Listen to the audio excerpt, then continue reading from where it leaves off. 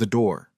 No one was meant to open. In the blistering summer heat of a forgotten rail town, widowed rancher Ethan Cole hears a sound that shouldn't exist, weak coughing from inside a sealed freight car.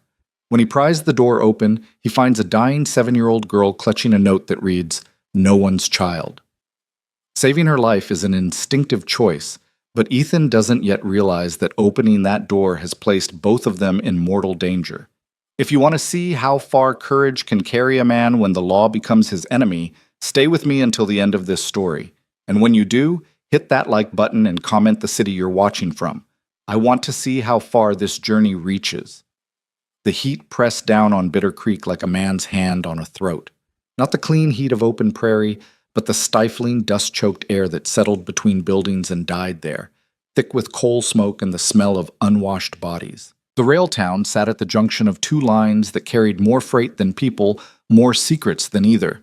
By late July, the platform timbers had cracked, the water tower leaked a steady drip that no one bothered to fix, and the station master had taken to drinking before noon. Ethan Cole didn't come to town unless he had to. His ranch lay 8 miles northwest, tucked against the foothills where the land still remembered what it meant to be clean. He'd lost his wife Sarah to fever 2 winters back, and since then the silence of the ranch had suited him fine. He spoke to his horses more than to people. He mended fence alone, broke ice on the water troughs alone, ate his meals alone at a table built for 4. The emptiness didn't bother him the way folks assumed it should. Grief had a way of making a man prefer his own company. He'd come into Bitter Creek that afternoon for supplies: salt, ammunition, lamp oil, the necessities that couldn't be made or done without. The general store was dim and smelled of leather and tobacco. Cal Brennan, who ran the place, had packed Ethan's order without much conversation, which was how both men preferred it. Ethan paid in coin, hefted the crate onto his shoulder, and stepped back out into the brutal sunshine. The train station sat across the rutted street, shimmering in the heat. A freight had come through an hour earlier, heading east. Most of its cargo had been unloaded: crates of mining equipment, barrels of salted pork, bolts of fabric for the dry goods store. But 2 cars sat untouched on the siding, their doors still sealed, their destinations unclear.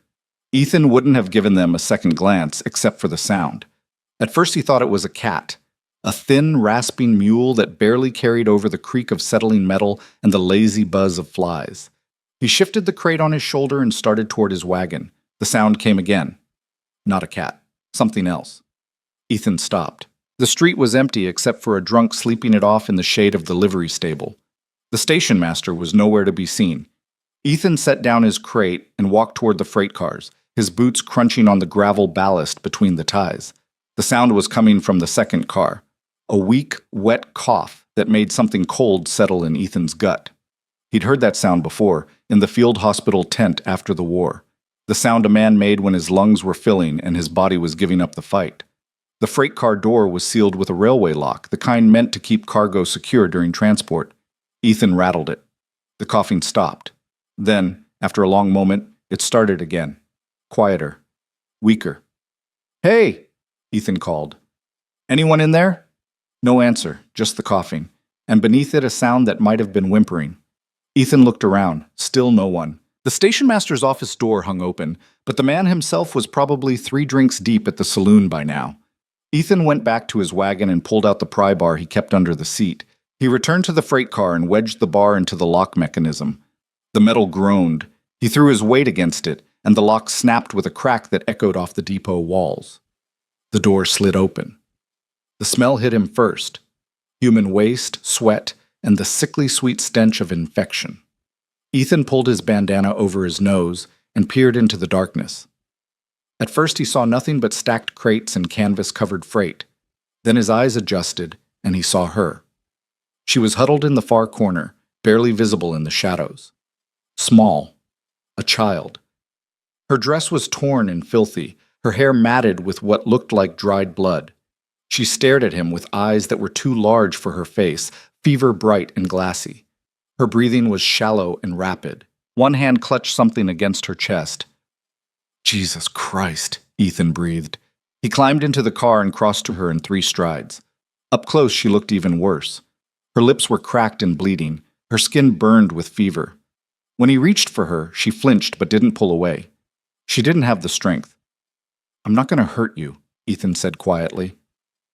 "I'm going to get you out of here." She made a sound, half whimper, half cough, and her hand opened. A piece of paper fell onto the filthy floorboards. Ethan picked it up. The handwriting was shaky, written in what looked like coal dust or ash. "No one's child." Ethan stared at the note, then at the girl. She couldn't have been more than 7 years old. Her breathing rattled in her chest like stones in a jar. He didn't think. He just moved. He scooped her up. She weighed nothing, all bone and burning skin, and carried her out of that freight car into the terrible bright heat of the afternoon. She didn't fight. She just pressed her face against his shirt and coughed weakly, her whole body shuddering with the effort. "Stay with me," Ethan said. "Just stay with me." He carried her across the street to the general store. Cal Brennan looked up from his ledger and went pale. "Sweet Jesus, Ethan, what?" "I need water, clean water, and cloth for bandages." Cal didn't ask questions. He filled a tin cup from the barrel in back and brought an armful of clean cotton. Ethan laid the girl on the counter and tried to get her to drink. Most of the water ran down her chin, but she managed a few swallows. Her eyes fluttered closed. "She needs a doctor," Cal said. "Nearest doctor's in Rawlins, 20 miles. "She won't make it 20 miles. Ethan knew he was right. The girl's breathing was getting worse, not better. Her skin had gone from flush to gray. He pressed his hand to her forehead. She was burning up. "Then I'll do what I can," Ethan said. He wrapped her in the cleanest cloth Cal had, paid the man for supplies he hadn't asked for, and carried the girl out to his wagon. He made a bed for her in the back, using grain sacks for cushioning and his own coat for a pillow. She didn't wake when he laid her down. Her breathing came in short, stuttering gasps. Ethan drove that wagon harder than he'd ever driven it. The horses protested, but he didn't let up.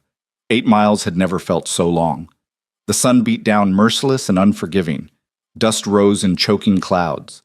The girl didn't move, didn't make a sound. Twice Ethan stopped to check if she was still breathing. She was. Barely.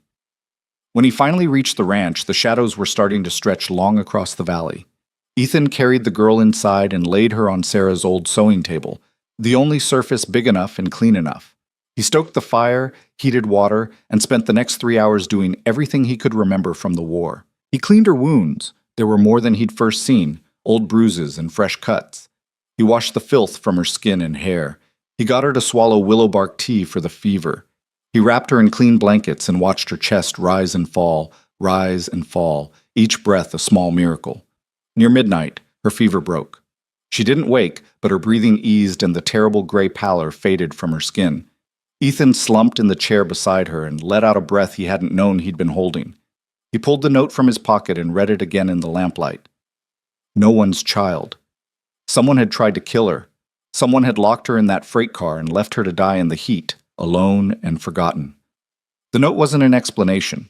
It was a message, a dismissal, an erasure. Ethan folded the paper and set it aside. He looked at the girl, at her small face, finally peaceful in sleep, at her hands, child small and scraped raw, at the slow, steady rise and fall of her breathing. "You're someone's child now," he said quietly. 3 days passed before she woke. Ethan spent that time keeping her clean, getting broth and water into her when she'd take it, and waiting. He didn't go back to town, didn't tell anyone what he'd found. Some instinct he couldn't name told him to keep this quiet, at least until he knew what he was dealing with. On the morning of the 4th day, he came in from feeding the horses and found her sitting up. She was pale and thin, but her eyes were clear. She watched him cross the room with the same wariness a wild animal might show, ready to bolt, but too weak to run. "Morning," Ethan said. He kept his voice low and even. "You hungry?" She didn't answer, just stared. He ladled some broth into a bowl and brought it to her. She took it with both hands and drank without taking her eyes off him. When she finished, she set the bowl down and wiped her mouth with the back of her hand. "What's your name?" Ethan asked. She shook her head. "You don't remember, or you won't say?" Another shake. Ethan pulled a chair close and sat down. "My name's Ethan Cole. This is my ranch. You're safe here. No one's going to hurt you."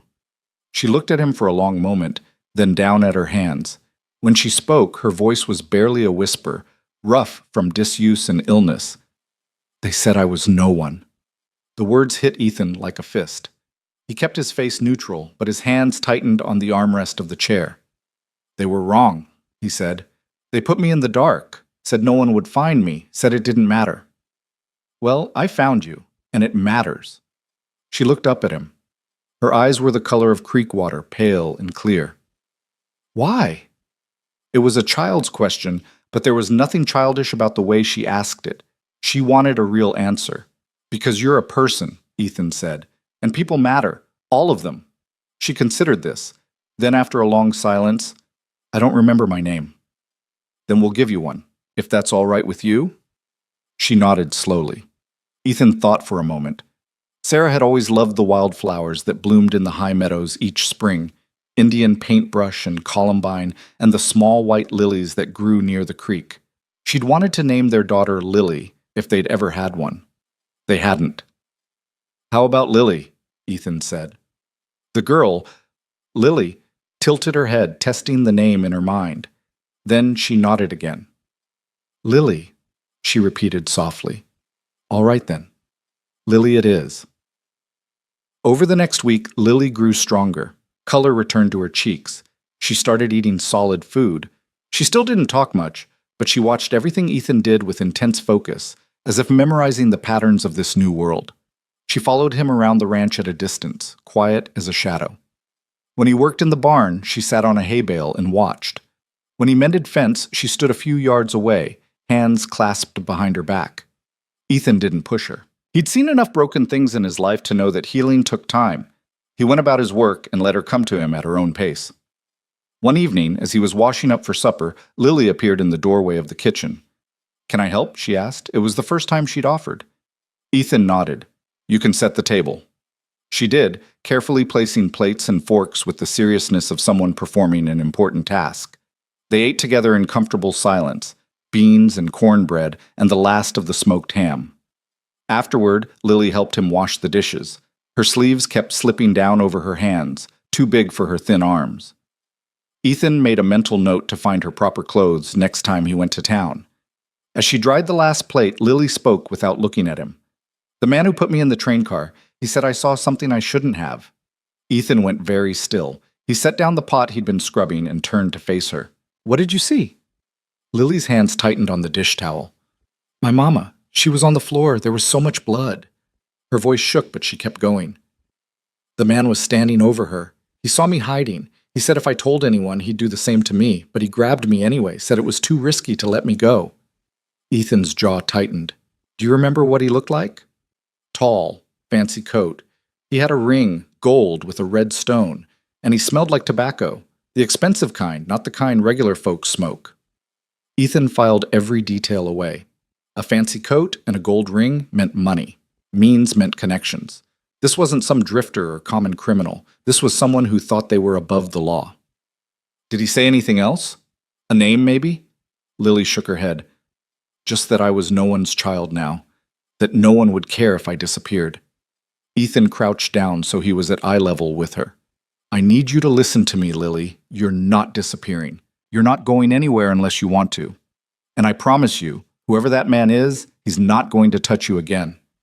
Lily searched his face, looking for the lie. She didn't find one. "You promise?" "I promise." She nodded, and something in her posture eased just slightly. It wasn't trust, not yet, but it was the first step toward it. 2 weeks later, Ethan finally made the trip back to Bitter Creek. He needed supplies, and he needed information. Lily stayed at the ranch. He'd thought about bringing her, but decided against it. She wasn't ready to be around people yet, and he wasn't ready to answer the questions her presence would raise. The town looked the same as it always did, dusty, half asleep in the afternoon heat. Ethan hitched his wagon outside the general store and went inside. Cal Brennan was behind the counter, sorting mail. "Ethan," Cal said, looking up, "haven't seen you in a while. Everything all right out at the ranch?" "Fine," Ethan said. "Need the usual supplies, and I'm looking for some fabric, something suitable for a child's dress." Cal's eyebrows went up, but he didn't ask. He pulled out several bolts of cloth, simple cotton in blue and green. Ethan picked the blue. "Anything else?" Cal asked. Ethan hesitated. Then, "You hear anything unusual lately? Strange happenings, people going missing, that kind of thing?" Cal frowned. Funny you should ask. There was something. Woman found dead about a month back over in Cutter's Bend. Looked like a robbery gone bad, but folks said she didn't have anything worth stealing. Sheriff ruled it an accident. They find out who she was? Drifter, they figured. No one claimed the body. Ethan's hands tightened on the counter. She have any family? A child, maybe? Cal shook his head. Not that anyone mentioned. Why? Just curious. Ethan paid for his supplies and loaded them into the wagon. As he was about to leave, he saw a man he didn't recognize standing outside the depot. Tall, well-dressed in a coat too fine for a rail town, gold watch chain glinting in the sun. The man was talking to the station master, his posture relaxed but his eyes sharp. Ethan watched him for a moment, then climbed onto the wagon and headed out of town. But the image of that man, the expensive coat, the gold watch, stuck with him the whole ride home. That night, after Lily had gone to bed, Ethan sat at the kitchen table and stared at the note she'd been holding when he found her. No one's child. Someone had tried to erase her. Someone powerful enough to kill without consequence, to lock a child in a freight car and send her off to die without fear of being caught. But they'd made one mistake. They'd underestimated how far a sound would carry in the summer heat, how a dying child's cough could reach a man who still remembered what it meant to listen. Ethan folded the note and tucked it into his shirt pocket. He didn't know who he was up against, didn't know how much danger he'd brought to his doorstep by opening that freight car door. But he knew one thing with absolute certainty. He wasn't giving Lily up, not to whoever wanted her dead, not to anyone. She was his to protect now, and he'd burn the world down before he let anyone take her. Outside, the wind picked up, carrying the scent of sage and distant rain. Somewhere in the darkness, a coyote called. Ethan listened to the sound fade, then rose and checked the locks on the doors. The fight was coming. He could feel it in his bones, the way he used to feel weather changing on the battlefield. Let it come. He was ready. The stranger came to the ranch on a Thursday morning, 3 weeks after Ethan had found Lily in that freight car. Ethan was fixing a section of corral fence when he heard the horse approaching, steady hoofbeats that didn't belong to anyone he knew. He set down his hammer and turned to see a rider cresting the rise, silhouetted against the bright sky. The man rode with the confidence of someone who'd never been told no. His horse was a fine bay gelding, well fed and groomed. As he drew closer, Ethan took in the details. Tailored suit under a long coat, polished boots, a hat that had never seen a day's honest work. The kind of man who thought money could buy anything, including silence. Ethan wiped his hands on his pants and walked out to meet him, deliberately positioning himself between the rider and the house where Lily was helping with laundry. She'd been slowly coming out of her shell, talking more, even laughing once when one of the barn cats had kittens. Ethan wasn't about to let this stranger anywhere near her. The man reined in his horse and tipped his hat. "Mr. Cole, I presume." "That's right." Ethan didn't offer his hand. "What can I do for you?" "Name's Marcus Hale. I'm with the county office, Child Welfare Division." He said it like he expected Ethan to be impressed. "I understand you've been caring for a young girl, a child you found in rather unusual circumstances." Ethan's jaw tightened. Word travels fast. In small towns, it always does. Hale dismounted with practiced ease. Up close, Ethan could see the gold ring on his finger, heavy, with a dark red stone that caught the light. Recognition hit him like cold water. "I'm here to help, Mr. Cole.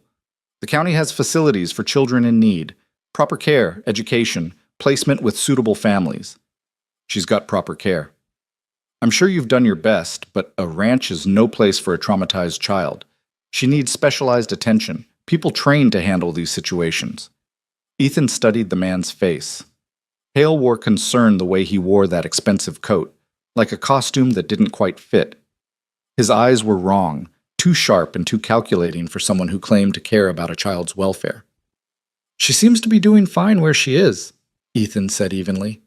Hale's smile didn't waver, but something cold flickered behind it. "Mr. Cole, I appreciate your charitable impulse, but the law is clear on these matters. Orphaned or abandoned children fall under county jurisdiction. I have the authority to take her into protective custody." "She's not abandoned. She's got a home." "Do you have legal guardianship papers? Adoption documentation?" Hale pulled a folded document from his coat pocket. "Because I have a court order authorizing me to remove the child and place her in county care. effective immediately. Ethan didn't reach for the paper. He kept his hands loose at his sides, the way he'd learned in the war when dealing with men who carried authority like a weapon. That child was locked in a freight car and left to die. Someone tried to kill her. You're telling me the county's first concern is paperwork? Which is exactly why she needs proper protection. The county has resources to investigate her situation, to find her family, to ensure her safety. What can you offer? A lonely ranch 8 miles from town. No female supervision, no educational opportunities. Hale's voice took on a patronizing edge. You're a widower, Mr. Cole, a single man with no experience raising children. Surely you can see how inappropriate this arrangement is. Through the open door of the house, Ethan caught a glimpse of Lily peering out, her face pale. She'd heard every word. He could see the fear in her eyes, the way her small hands gripped the doorframe. The same look she'd had when he first found her. She stays, Ethan said quietly. Hale's pretense of friendliness evaporated. I wasn't asking your permission. I'm informing you of the law. If you interfere with a court order, you'll be arrested for obstruction. If you resist, I'll bring the sheriff and as many deputies as necessary. The child will be removed from your custody one way or another. Then I guess you'd better bring the sheriff. For a moment, Hale's mask slipped completely. What showed beneath was cold and cruel and utterly without mercy. Then he smoothed it over and smiled again. I was hoping we could resolve this amicably, but if you insist on making this difficult, I insist on keeping a child safe from whoever tried to murder her. Hale went very still. That's quite an accusation. Do you have any evidence to support such a claim? I've got a 7-year-old girl who was locked in a sealed freight car in 100-degree heat. That's evidence enough. Children run away all the time. They hide in places they shouldn't. Tragic accidents happen. Hale gathered his reins. I'll give you 24 hours to reconsider. After that, I return with the sheriff. If you care about that child at all, you won't make this harder than it needs to be. He swung back into the saddle and looked down at Ethan. The afternoon sun glinted off that gold ring, off the red stone that looked almost black in certain light. For what it's worth, Mr. Cole, I admire your principles. But principles don't change the law, and they certainly don't protect little girls from the consequences of other people's mistakes. He rode away without waiting for a response, that fine bay gelding carrying him back toward town at an easy canter. Ethan watched until he disappeared over the rise, then turned back to the house. Lily was standing in the doorway, her arms wrapped around herself. She looked smaller than she had that morning somehow, more fragile. That was him, she whispered. The man from before, the one who... Her voice broke. Ethan crossed the distance between them in quick strides and knelt down. You're sure? The ring. I remember the ring. And his voice. She was shaking now.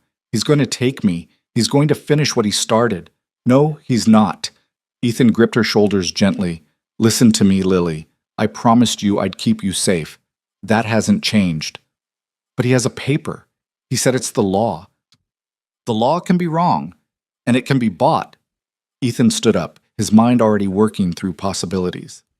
I need you to stay close to the house today. Don't go out to the barn. Don't wander off. Can you do that for me? Lily nodded, but the fear in her eyes didn't fade. What are you going to do? I'm going to make sure that man doesn't get within a mile of you. That evening, Ethan rode into Bitter Creek. The sun was setting, painting the sky in shades of orange and red that reminded him of old blood.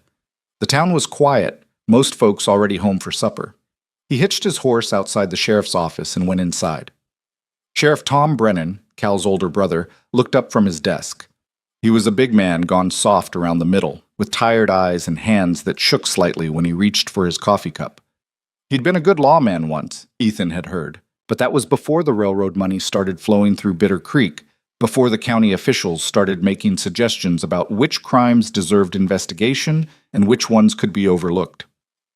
Ethan, Tom said, not quite meeting his eyes, what brings you to town? Had a visitor today, Marcus Hale. Says he's with the county. Tom's face didn't change, but his hand tightened on the coffee cup. Hale's legitimate. Got proper credentials and everything. He's got a court order to take the girl I've been caring for, the one I found in that freight car. I heard about that. Heard you've been keeping her out at your place. Tom finally looked at him. That's not exactly proper, Ethan. Single man, young girl. People talk. Let them talk. What I want to know is why a county official shows up 3 weeks after I find a dying child, and suddenly the law cares about proper procedure. Tom shifted uncomfortably. Look, I don't make the rules. If Hale's got a court order signed by who? Which judge? Judge Cartwright up in Rawlins. And did you verify it? Actually ride up to Rawlins and check with the judge? Tom's silence was answer enough. Ethan leaned forward, both hands flat on the desk. That girl witnessed her mother's murder, Tom. The man who killed her mother tried to get rid of the witness by locking her in a freight car. And now he shows up claiming to be county welfare, waving papers that might or might not be legitimate, demanding I hand her over. That's a serious accusation. It's the truth. You got proof? Witnesses? Anything besides a child's word? Ethan straightened. Her word should be enough. Maybe it should, but it's not. Tom rubbed his face with both hands. Look, Ethan, I'll be straight with you. Hale came to see me yesterday, said you might cause trouble, might make unfounded accusations. He suggested it would be better for everyone if the girl was placed in proper care, away from complications. He bought you. He didn't buy anything, Tom snapped. He pointed out facts. The child has no legal guardian. You have no legal claim to her. And if Hale wants to make an issue of it, he can have you arrested for kidnapping. Is that what you want? To end up in jail while that girl gets handed over anyway? I want the law to do its job. Investigate the mother's death. Find out who Marcus Hale really is. The mother's death was ruled an accident. Case closed. Tom stood up, using his size to end the conversation. My advice? Let Hale take the girl. Let the county sort it out. You did a good thing, helping her. But it's time to step back and let the proper authorities handle it. Ethan stared at him for a long moment. When did you stop being a lawman, Tom? The sheriff's face reddened, but he didn't answer. Ethan turned and walked out. Outside, the last light was fading from the sky. Ethan stood on the boardwalk and considered his options. They were limited and getting narrower by the minute. If Tom wouldn't help, if the law was either bought or too scared to act, then Ethan was on his own. He was halfway to his horse when someone called his name. He turned to find Doc Abernathy walking toward him, medical bag in hand. The doctor was in his 60s, white-haired and thin as a rail, with sharp eyes that missed nothing. Heard you had words with the sheriff, Doc said without preamble. News really does travel fast. Only kind we've got. Doc glanced at the sheriff's office, then back at Ethan. Walk with me. They moved down the street, away from the lit windows and listening ears. Doc didn't speak until they reached the edge of town where the buildings gave way to open prairie. The girl you found, Doc said finally. She doing all right? Better than she was. Still healing. Good. That's good. Doc was quiet for a moment. I treated a woman about 6 weeks ago. Came into my office late at night, beaten badly. Said she'd fallen down some stairs, but I've seen enough injuries to know the difference between a fall and a fist. Ethan listened without interrupting. She was terrified, Doc continued. Kept looking over her shoulder, jumped at every sound. Had a little girl with her, maybe 7 years old. Pretty thing, with light eyes. The woman wouldn't tell me what really happened, wouldn't let me report it. She paid in coin, old gold coins, the kind that haven't been in circulation for years, and left before dawn. You know where she went? No. But 2 weeks later, I heard about a woman found dead over in Cutter's Bend. They said it was a robbery, but she didn't have anything worth stealing. No identification, no family. They buried her in the pauper's field. Doc met Ethan's eyes. I always wondered what happened to that little girl. Why are you telling me this? Because Marcus Hale came to see me 3 days ago. Wanted to know if I'd treated any drifters recently, any women with children. Said the county was trying to locate family members of deceased transients. He was very interested when I mentioned the woman who came in beaten. Wanted details, what she looked like, what she said, whether the child was with her. Ethan felt ice forming in his gut. What did you tell him? I told him I couldn't recall any such patient. Doctor-patient confidentiality. Doc's expression hardened. I don't know what's going on, Ethan, but I know a dangerous man when I see one. And Marcus Hale is dangerous. Whatever you're planning to do, be careful. I'm not planning anything except keeping a child safe. Sometimes that's the most dangerous plan of all. Doc clasped his shoulder briefly. If you need medical testimony, If you need someone to vouch for that girl's condition when you found her, you come find me. I'll tell the truth. Consequences be damned. That could cost you. I'm an old man with no family and too many regrets already. I can afford the cost. Doc tipped his hat and walked back toward town, leaving Ethan alone with the darkness and the weight of what he now knew. The next morning, Ethan didn't wait for Hale to come back with the sheriff. He saddled his horse before dawn and rode to the neighboring ranch where the Carmichael family had been raising cattle and children for 3 generations. Helen Carmichael answered his knock, wiping flour from her hands. "Ethan Cole," she said, surprised. "It's been ages. Come in." "Can't stay long. I need a favor, Helen. A big one." 20 minutes later, Ethan rode back to his ranch with Helen's promise in his pocket and her husband Frank's rifle leaning against his saddle. The Carmichaels had lost their youngest daughter to scarlet fever 2 years ago. When Ethan explained about Lily, about what she'd witnessed and who was coming for her, Helen's eyes had filled with tears. "You bring that child here," she'd said firmly. "We'll say she's our niece come to visit. Let Hale try to take her from a house full of witnesses." But Ethan knew hiding Lily wouldn't solve the problem. It would only delay it. Hale had resources, connections, the weight of supposedly legitimate authority. He could wait them out, bring more pressure, make life impossible until they had no choice but to surrender. No, hiding wasn't the answer. The only way to protect Lily was to expose Hale for what he really was. When Ethan reached the ranch, Lily was sitting on the porch steps, watching the road. She jumped up when she saw him. "Did the sheriff help?" she asked. Ethan dismounted and tied his horse. "No." The hope in her face crumbled. "So he's coming back. The man with the ring." "Probably, but I've got a plan." Ethan sat down beside her on the steps. The morning sun was warm on their faces, the air clean and sharp. "You said you saw your mother murdered. Do you remember anything else about that night? Where you were, what the room looked like? Anything that might help us prove what really happened?" Lily wrapped her arms around her knees. "It was a big house. Fancy, with dark wood and paintings on the walls. There was a desk with papers. Mama was reading them when he came in. She tried to hide them, but he saw." "What kind of papers?" "I don't know, but she was excited about them. She said they were going to change everything, that we'd finally be safe." Lily's voice dropped to a whisper. "Then he was there, and he was angry. He said she'd stolen something that didn't belong to her. She said it belonged to everyone, that people had a right to know. He hit her. She fell. I ran to help her, but he grabbed me first." "Did he say anything else? A name, a place, anything?" Lily closed her eyes, concentrating. He said the mine wouldn't be stopped by a whore and her bastard, that the company had too much invested. That's when he saw me. That's when he said I'd seen too much. The mine, the company. Pieces started clicking into place in Ethan's mind. There'd been talk the past year about a new mining operation north of Bitter Creek. Big money from back east, promises of jobs and prosperity. But there'd also been rumors. Suspicious land deals, people pressured to sell, claims jumping. Nothing anyone could prove, but enough to make honest folks uneasy. "Your mother," Ethan said carefully. "Do you know what her name was? Her real name?" "Catherine. Catherine Hale." Lily opened her eyes and looked at him. "She was his wife. That's why he couldn't let me live. If people knew he'd killed her, they'd ask questions. They'd look into why." The final piece fell into place with devastating clarity. Marcus Hale wasn't just trying to cover up a murder.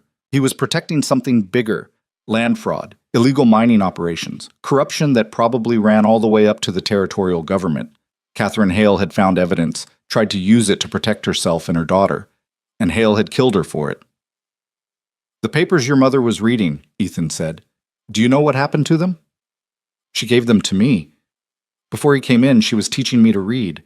She let me hold them while she made tea." Lily's face went pale. "I was holding them when I ran. I hid in a closet. He looked for me, but he had to leave when he heard someone coming. I waited until it was quiet, then I ran. I ran and ran until I couldn't anymore. That's when the men found me.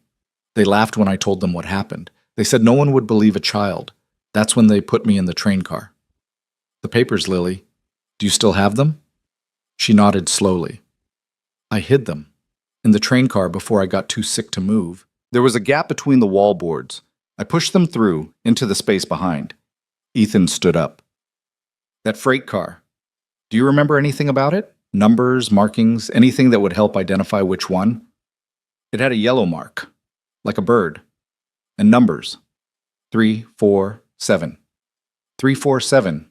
Yellow bird marking. Ethan committed it to memory.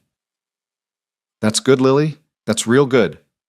He looked down at her, at this small girl who'd survived what should have killed her, who'd held on to evidence even when she was dying, who trusted him with the truth that could destroy powerful men. I need you to be brave a little longer, Ethan said. Can you do that? Lily stood up and took his hand. Her grip was surprisingly strong.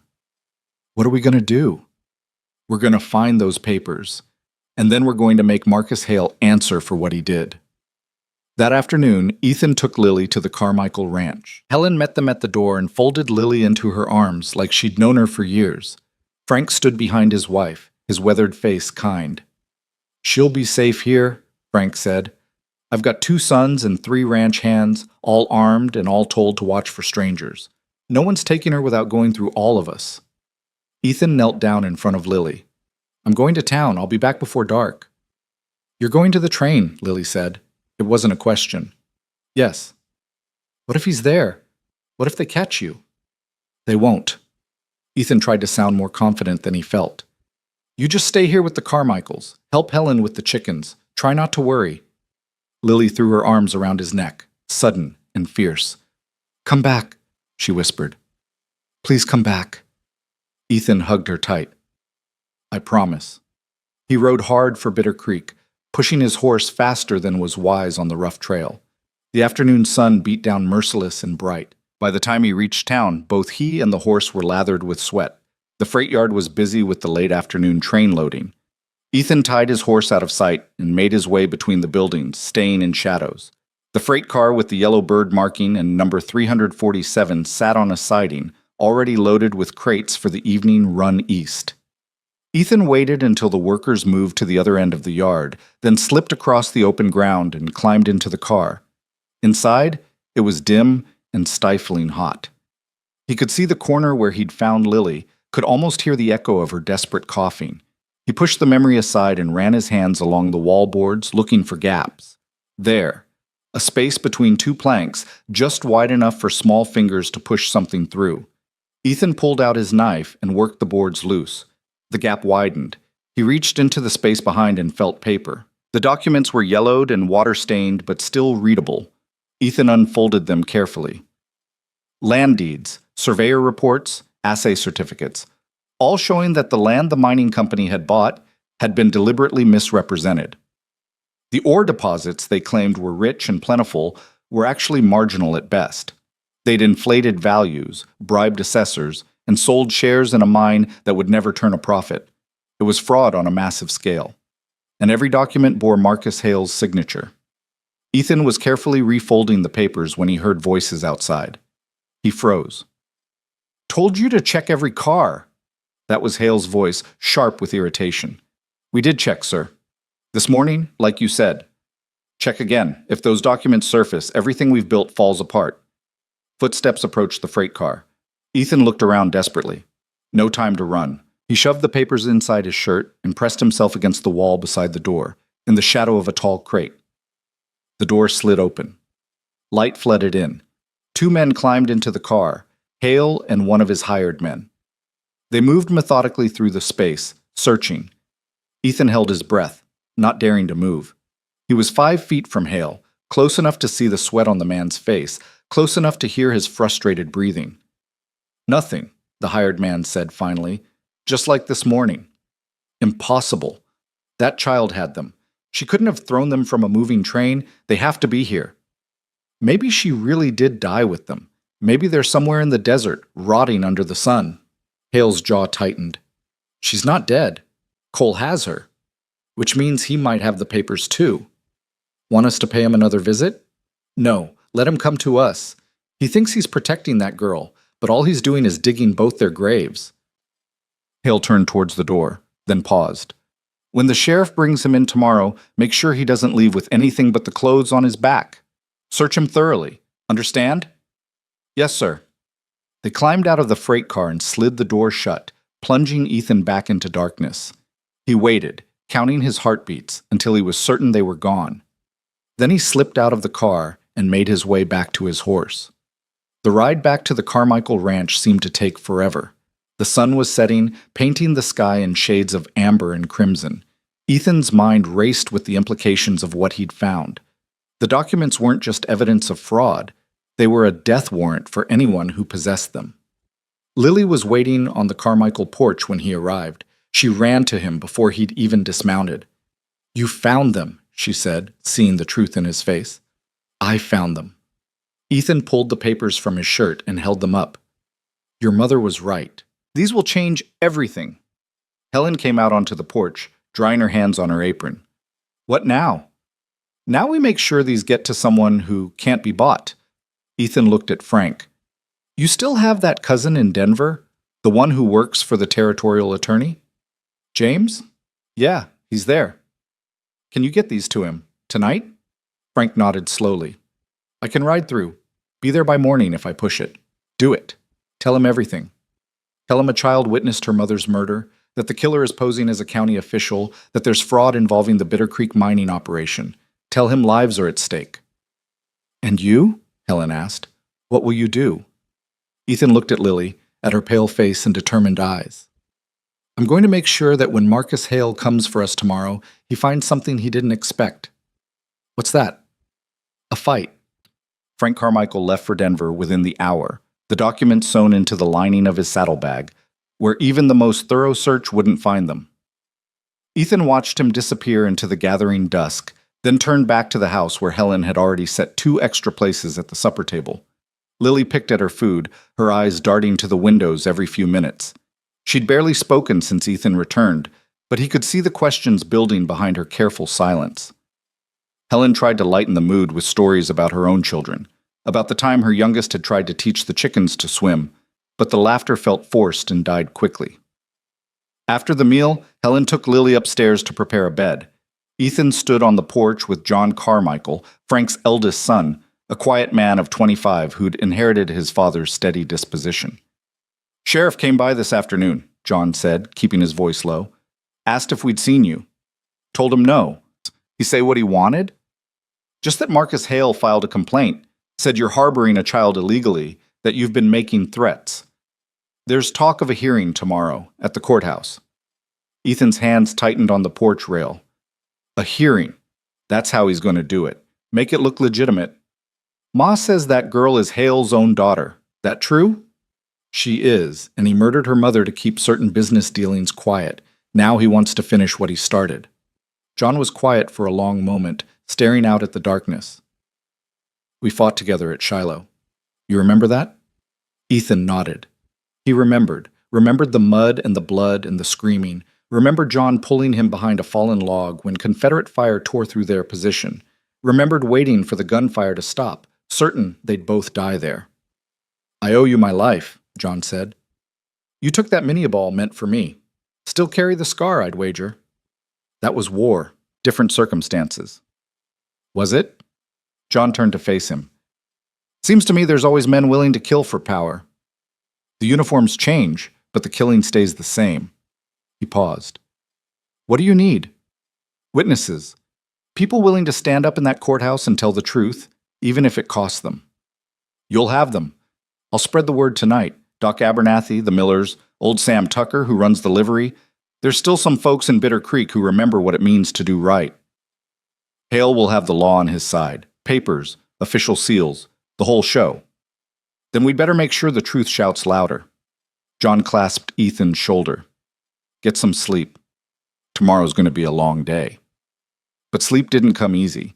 Ethan lay in the spare room, listening to the house settle around him, thinking about what waited in the morning. A courthouse filled with people who'd either been bought or intimidated into silence. A judge who might be legitimate or might be another piece in Hale's game. And somewhere in all of it, a 7-year-old girl whose testimony could bring down powerful men or get her killed. He must have dozed eventually, because he woke to pale pre-dawn light and the sound of horses. Lots of them. Ethan was at the window in seconds, looking down at the yard where Sheriff Tom Brennan sat mounted alongside 5 deputized men. Behind them, in a closed carriage, Marcus Hale waited with the patience of a man who'd already won. Helen appeared in the doorway, her face tight. "They're early. Keep Lily inside. Don't let her come down no matter what she hears." Ethan pulled on his boots and went downstairs. John was already at the door, rifle in hand. His younger brother Samuel stood at the parlor window, also armed. "You don't have to do this," Ethan said. "Yeah, we do." John opened the door and stepped out onto the porch. Ethan followed. Sheriff Brennan looked uncomfortable, his eyes not quite meeting theirs. "Ethan Cole, I have a warrant for your arrest. Charges of unlawful detention of a minor, obstruction of county business, and making terroristic threats against a public official." "Those are lies, Tom, and you know it. What I know is, I've got a warrant signed by Judge Cartwright. You can come peaceful, or we can do this the hard way." "The child stays here," John said firmly, "under our protection." "The child is county property until legal guardianship is established," Hale called from the carriage. He stepped out, immaculate in his dark suit despite the early hour. "She'll be taken into protective custody and transported to the county facility in Rawlins. This is non-negotiable." "She's not going anywhere with you," Ethan said. Hale smiled. "Sheriff, if Mr. Cole resists arrest, you have my authorization to use whatever force is necessary. The same applies to anyone who aids him." Tom shifted in his saddle. "Ethan, please, don't make this harder than it has to be." "Hard?" Ethan stepped to the edge of the porch. "You want to talk about hard, Tom? That girl was locked in a freight car and left to die in the heat. Her mother was murdered, and now the man who killed her is standing in your yard wearing a fancy suit and waving papers, and you're going to help him finish the job. Those are accusations without evidence. I have evidence. Documents proving Marcus Hale defrauded investors, bribed officials, and falsified mining reports. Documents his wife found and tried to use to protect herself and her daughter. Documents he killed her for." Hale's expression didn't change, but something cold flickered in his eyes. "The desperate fabrications of a man facing serious criminal charges. Sheriff, I grow tired of this. Arrest him now, or I'll have you removed from office for dereliction of duty." Tom drew his pistol, though his hand shook.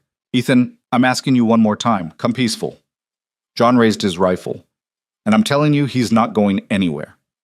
For a moment, everything hung in perfect balance. Armed men facing each other across a dusty yard, the sun just breaking over the eastern hills, the smell of gunpowder and fear thick in the air. Ethan could see Tom's finger on the trigger, could see the calculation in Hale's eyes, could feel the violence about to break like a summer storm. Then a voice cut through the tension. "Stop! Please, just stop!" Everyone turned. Lily stood in the doorway, still in her nightgown, her bare feet pale against the dark wood of the porch. Helen was behind her, reaching for her, but Lily had already stepped forward. "Don't hurt him," Lily said, her voice small but clear. "I'll go, just don't hurt Ethan." "No!" Ethan moved toward her, but two deputies had their guns trained on him. "Lily, go back inside." "She's making the smart choice," Hale said smoothly. "Come here, child. This will all be over soon." Lily descended the porch steps slowly, like someone walking to their own execution. She was halfway across the yard when she stopped and looked up at Hale. "I remember you," she said. "I'm sure you're confused, child. We've never met. You were wearing that ring, the one with the red stone. You were standing over my mama. There was blood on your hands. You saw me watching, and you said I was no one's child, that no one would miss me." The deputies looked at each other. Tom's gun lowered slightly. Even the horses seemed to sense the shift, ears pricking forward, nostrils flaring. "The trauma has clearly affected her memory," Hale said, but his voice had lost some of its smoothness. "She's confusing dreams with reality. It's not uncommon in children who've experienced, 'You locked me in the train car. You and two other men. One of them laughed. He said it was too hot for anyone to last more than a day or two. You said it didn't matter because I was no one.'" Lily's voice grew stronger with each word. "But you were wrong. I am someone. My mama was someone. And you killed her." "Sheriff, this is absurd. The child is obviously—" "Let her speak," Tom said quietly. Hale's mask of civility cracked. "You forget yourself, Sheriff. I have the authority." "I said let her speak." Lily looked at Tom, then at the gathered men. "My mama's name was Catherine Hale. She was his wife. She found papers that proved he was stealing money, lying to people about the mine. She said she was going to tell everyone, that people deserved to know the truth. He hit her. She fell. I tried to help her, but he grabbed me. He said, her voice broke. He said I'd seen too much, that he couldn't let me tell. Lies, Hale snapped. Coach testimony from a traumatized child. This man has clearly manipulated her. The documents are real, Ethan said. Right now they're on their way to Denver, to the territorial attorney's office. By noon today, everyone will know what you did. The fraud, the murder, all of it. Hale went very still. When he spoke again, his voice was different, colder, stripped of pretense. Sheriff, I'm ordering you to arrest everyone on this property. The child, Cole, the Carmichaels, all of them. Charge them with conspiracy, obstruction, whatever you like. Do it now. Tom looked at Hale for a long moment. Then he holstered his gun. No. Excuse me? I said no. I'm not arresting anyone based on the word of a man who's been accused of murder by his own daughter. I am a county official with full legal authority. You're a suspect in a murder investigation, as of right now. Tom turned to his deputies. Someone ride to Rollins. Get the real Judge Cartwright down here. I want to know if that warrant is legitimate or if it's another forgery. One of the deputies wheeled his horse and galloped off. Hale watched him go, his face darkening. You're making a serious mistake, Sheriff. Maybe, but I've made enough mistakes for one lifetime. I'm not adding this one to the list. Tom looked at Ethan. You said the documents are going to Denver? Frank Carmichael's riding through, should be there by midday. Then I guess we wait. If those documents are real, if they prove fraud, then we'll have grounds for a proper investigation. Until then, nobody's arresting anybody. Hale's hand moved toward his coat. John's rifle came up. I wouldn't. For a heartbeat, Hale considered it. Ethan could see the calculation in his eyes, the math of men and guns and chances. Then Hale slowly lowered his hand. This isn't over, he said softly. You have no idea what you've just done. The people behind this operation, they don't forgive interference. They don't accept defeat. You've signed your own death warrants, all of you. Then we'll die telling the truth, Ethan said. Better than living with your kind of lies. Hale turned and climbed back into his carriage. Take me to the courthouse. We'll see how confident they are when the hearing begins. The carriage pulled away, leaving a cloud of dust and the bitter taste of unfinished business. Tom dismounted and walked over to Ethan. I'm sorry, he said, for not believing you, for almost, you believe me now, that's what matters. Tom looked at Lily, who stood trembling in the yard. She's a brave girl, braver than most grown men I know. She shouldn't have to be. No, she shouldn't. Tom pulled off his hat and ran a hand through his thinning hair. The hearing's set for 10 o'clock. Judge Cartwright will be there by then, assuming the warrant's legitimate. You should be there too, both of you. Let the judge hear her testimony directly. Hale will try something. Probably, but now I'll be watching for it. Tom mounted his horse. One way or another, this ends today. By 9:30, it seemed like half of Bitter Creek had gathered at the courthouse. The building was small, barely more than a large room with benches and a raised platform where the judge would sit. It had been built to handle property disputes and minor criminal cases, not a murder trial disguised as a custody hearing. Ethan arrived with Lily, flanked by John Carmichael and Doc Abernathy. They'd dressed Lily in a simple blue dress Helen had altered to fit her, and someone had braided her hair. She looked small and fragile and utterly terrified, her hand gripping Ethan so tight his fingers went numb. The room fell silent when they entered. Ethan recognized most of the faces: shopkeepers, ranchers, miners, the everyday people of a frontier town. Some looked sympathetic. Others looked away. A few watched with the cold curiosity of people watching a hanging. Marcus Hale sat at the front table, perfectly composed, flanked by two men in expensive suits who'd arrived on the morning train. His lawyers, no doubt, brought in to add legitimacy to whatever show he was planning. Judge Cartwright sat behind the bench, a heavy-set man in his 60s with shrewd eyes and a face that had seen too much human nature to be easily fooled. He'd been on the bench for 20 years, serving when Wyoming was still a territory, and his reputation for fairness was well known. The judge banged his gavel. This hearing will come to order. We're here to determine the matter of guardianship for a minor child, currently in the custody of Mr. Ethan Cole. Mr. Hale, You've petitioned for the child to be removed from Mr. Cole's care and placed under county supervision. Is that correct? Hale stood. It is, Your Honor. Mr. Cole, while well-intentioned, is not a suitable guardian. He is an unmarried man with no experience raising children, living in isolation on a remote ranch. The child requires proper education, female supervision, and placement with an appropriate family. Mr. Cole, do you wish to respond? Ethan stood, bringing Lily with him. I do, Your Honor. The child's name is Lily. 3 weeks ago, I found her locked in a sealed freight car, dying from heat and dehydration. Someone had tried to murder her. That someone was Marcus Hale. The courtroom erupted. The judge banged his gavel repeatedly. Order! I will have order! When the room quieted, Hale's lawyer stood. Your Honor, this is an outrageous accusation without foundation. My client is a respected county official who murdered his own wife and tried to kill his daughter to cover up massive fraud, Ethan said. He pulled out copies of the documents Frank had made before leaving for Denver. These prove Marcus Hale falsified mining reports, defrauded investors, and bribed officials to cover his tracks. His wife Catherine found the originals. When she threatened to expose him, he killed her. Judge Cartwright took the papers and studied them carefully. The silence stretched. Hale's composure finally cracked, just for a moment, but enough for everyone to see the fear underneath. These are serious allegations, the judge said finally. Mr. Hale, how do you respond?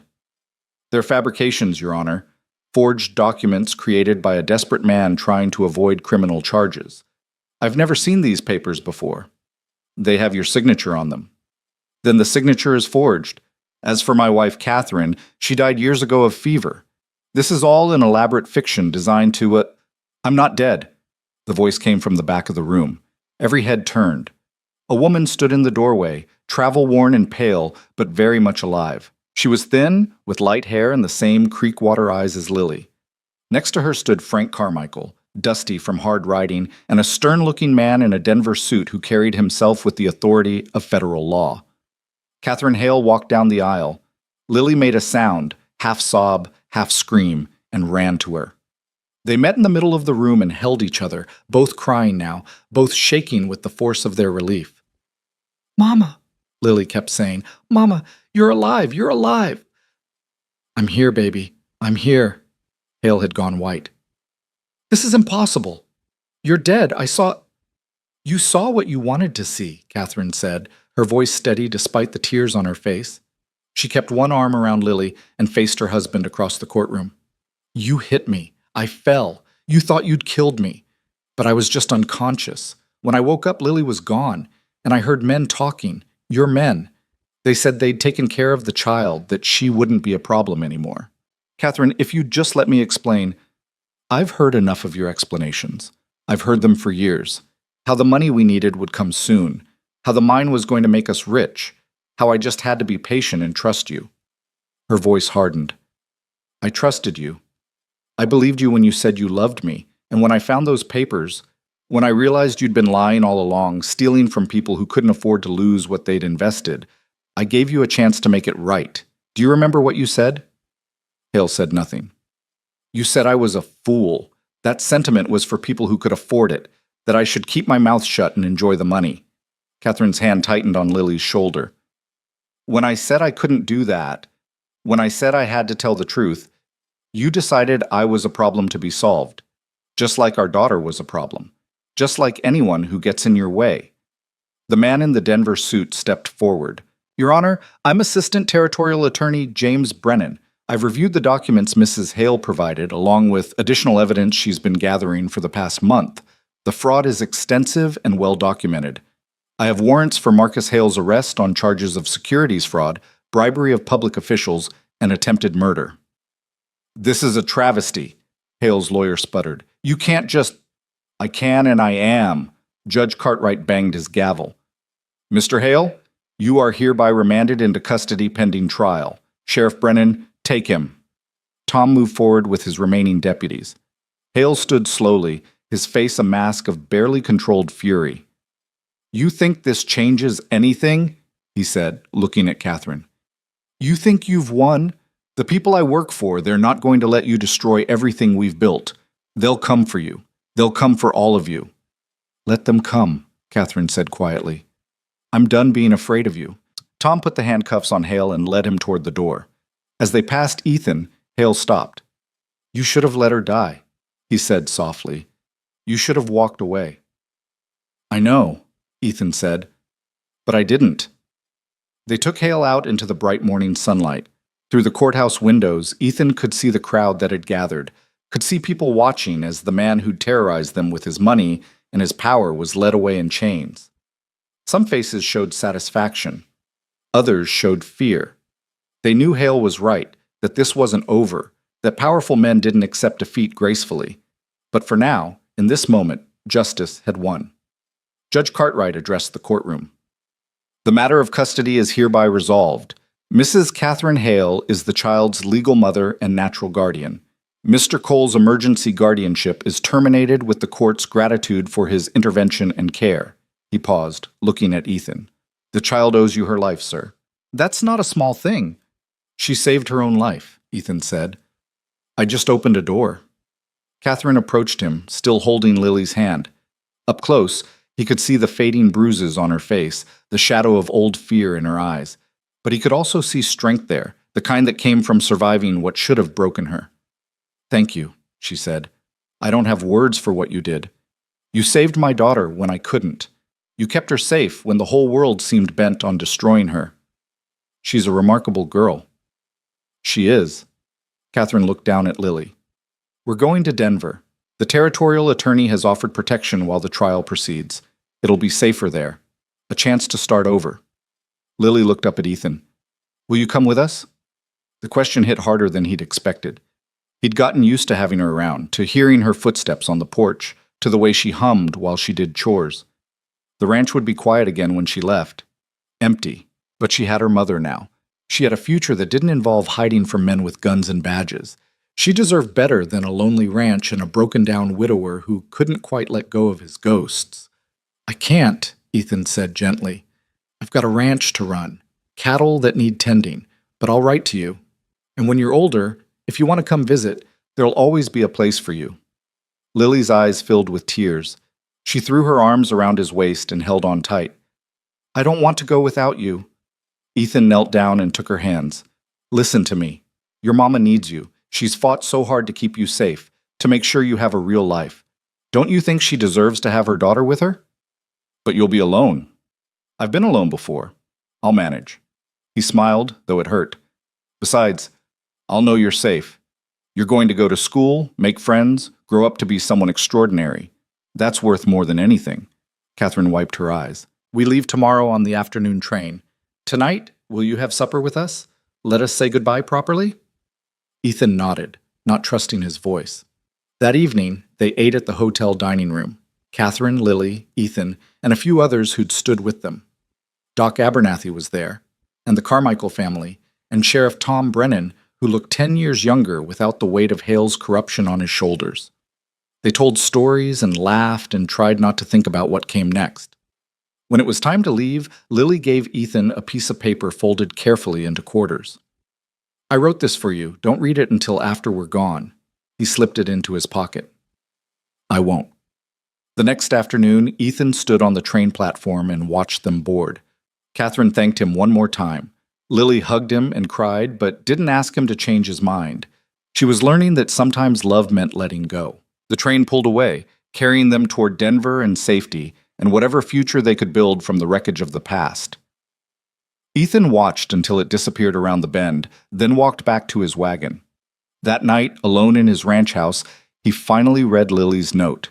The handwriting was careful and precise, the letters formed with the concentration of a child still learning. Dear Ethan, Mama says I should thank you for saving my life. But that's not all you did. You made me feel like I mattered, like I was worth saving. You taught me that there are still good people in the world, people who do the right thing even when it's hard. I'll never forget you. No matter where I go or what I do, I'll remember that you heard me when no one else could, that you opened a door when everyone else walked by. You said I was someone's child. You were right. I'm yours. Even if you're not my papa, I'll always be yours. Love, Lily. Ethan set the letter down and stared out the window at the darkness. The ranch was quiet again. The kind of quiet that used to feel like peace but now just felt empty. But somewhere out there, A little girl was safe. She had her mother. She had a future. And he had the memory of her laughter, the weight of her hand in his, the knowledge that he'd done something that mattered. It would have to be enough. The weeks that followed moved with the slow inevitability of winter coming to the high country. Ethan fell back into the rhythms of ranch work, mending fence, rotating pastures, preparing for the cold months ahead. But the silence had changed. It wasn't the peaceful quiet of a man content with solitude. It was the hollow echo of rooms that remembered laughter, of spaces that had briefly held life and warmth before going empty again. He got letters from Lily. They came every week, written in her careful hand, full of details about her new life in Denver. She wrote about the school Catherine had enrolled her in, about the other children who were slowly becoming friends, about the apartment they'd rented on a tree-lined street where you could hear church bells on Sunday mornings. She always ended the same way. I miss you. Love, Lily. Ethan wrote back, though his letters were shorter, filled with mundane details about the ranch, the weather, the livestock. He didn't know how to put into words what her absence had done to him, how it had opened up spaces inside him that he'd thought were long since closed and forgotten. So he wrote about safe things, ordinary things, and hoped she understood what he couldn't say.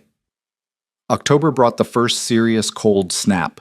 Ethan was in the barn one morning, mucking out stalls, when he heard a horse approaching.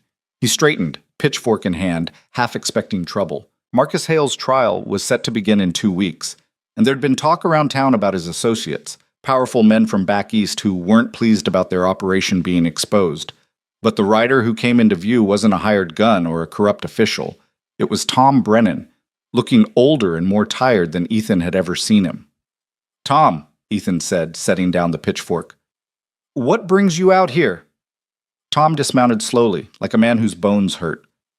"Bad news. Hale's dead." The words hung in the cold air. Ethan felt something heavy settle in his chest. "How?" "Hanged himself in his cell 3 nights ago. Used his belt. Guard found him at dawn." Tom pulled off his hat and turned it in his hands. "Thing is, Ethan, I don't believe it." "You think someone killed him?" "I think someone made sure he wouldn't testify. Hale knew names, knew details about who was involved in the fraud scheme.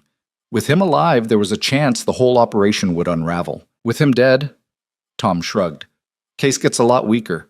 Harder to prove conspiracy without the main conspirator." "What about Catherine's testimony, the documents?" "Still valuable, but Hale's lawyers are already saying he acted alone, that his associates had no knowledge of the fraud.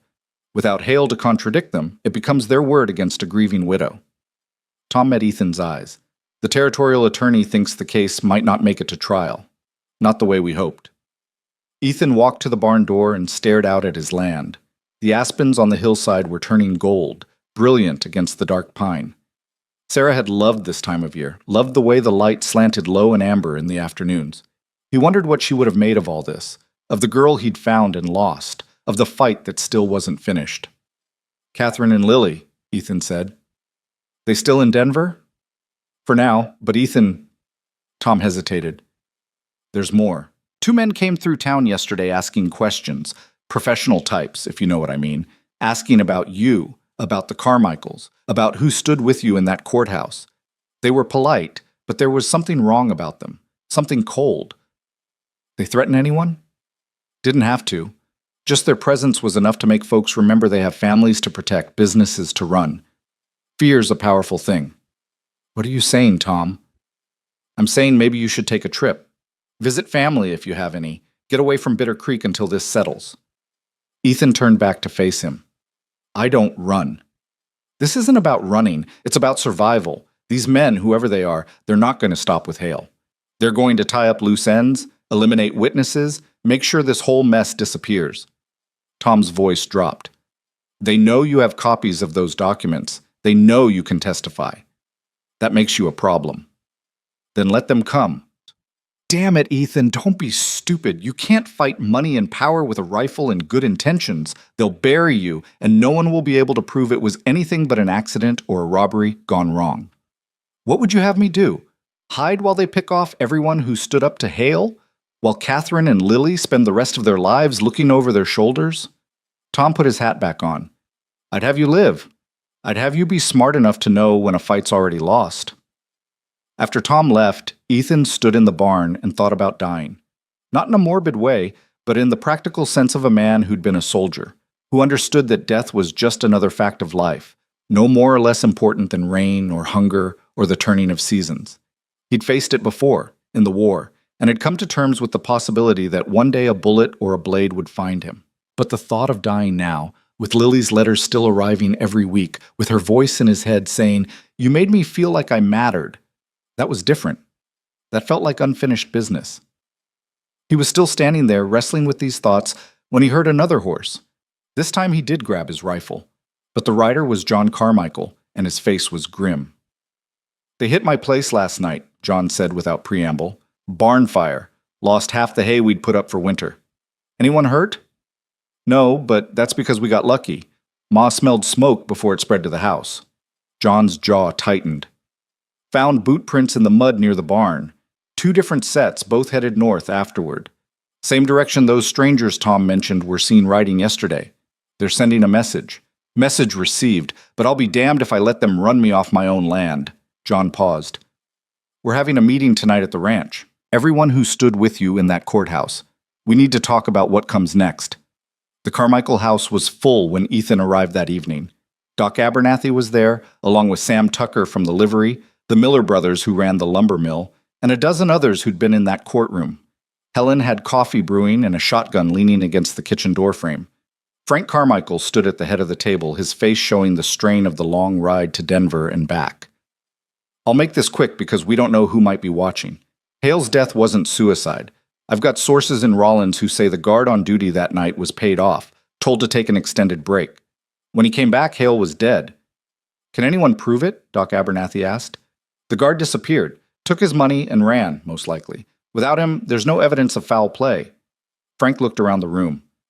"The men behind this, they're not going to stop. They've got too much invested in that mine, too much money already promised to investors. They need this to go away." "So what do we do?" Sam Tucker asked. "Can't fight what we can't see." "We make it impossible to ignore," Ethan said. Everyone turned to look at him. Right now, they're counting on fear keeping everyone quiet. They think if they burn a barn, kill a man in his cell, show enough force, we'll all back down. But what if we don't? What if we go public with everything we know? "How?" John asked. "Newspapers, the territorial press, papers back east. Catherine has the documents, has her testimony. We get that story told loud enough, wide enough, these men can't hide anymore. They have to answer questions. And once that happens, once people start investigating, the whole thing falls apart." One of the Miller brothers shook his head. "That's assuming the papers will print it, assuming they can't be bought off or intimidated like everyone else." "Then we find the ones who can't be bought," Ethan said. "There's got to be someone, some journalist who cares more about truth than money." Doc Abernathy leaned forward. "I know someone. Old friend from medical school, became a writer instead of a doctor. Works for the Rocky Mountain News in Denver. Man named William Garrison. He's honest to a fault, damn near got himself killed a few years back investigating corruption in the mining industry." "Will he listen?" "If the story's solid, he'll listen. More than that, he'll run with it. Garrison's the kind of man who believes the press has a duty to expose wrongdoing, consequences be damned." "Then we need to get to Denver," Ethan said. "Talk to Catherine, get her permission to share her story, then meet with this Garrison and give him everything." "That's a 4-day ride," Frank said. "Longer if the weather turns. And you can bet those men are watching the roads." "So we don't take the roads. We go cross-country through the high passes. It'll be colder and harder, but less chance of running into trouble." Helen spoke up from the kitchen doorway. "And what happens to the rest of us while you're gone? What happens if they come back and burn more than just a barn?" The room fell silent.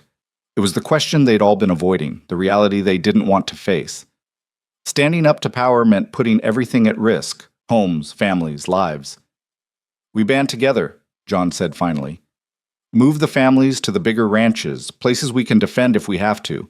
Set watches, stay armed, don't go anywhere alone. Make ourselves hard targets."